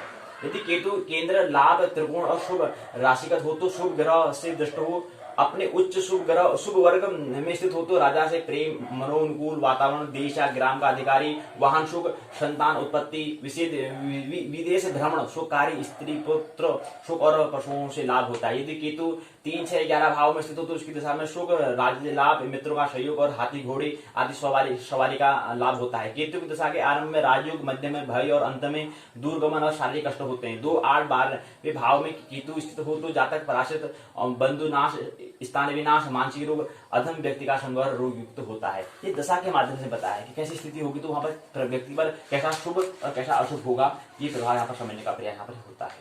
ये समझाने का प्रयास यहाँ पर किया है। इसी क्रम में इसी को ही विस्तार से बताया। प्रत्येक राशियों का नवमांश अनुसार दशा फलन के बारे में बताया है। मेष, वृष, मिथुन, कर्क, सिंहगत राशियों का दशाफल, सिंह, कन्या, तुला, वृश्चिक, धनु, मकर, कुंभ, मीन, ये क्या है, 12 राशियों के आधार पर ये बताए हैं।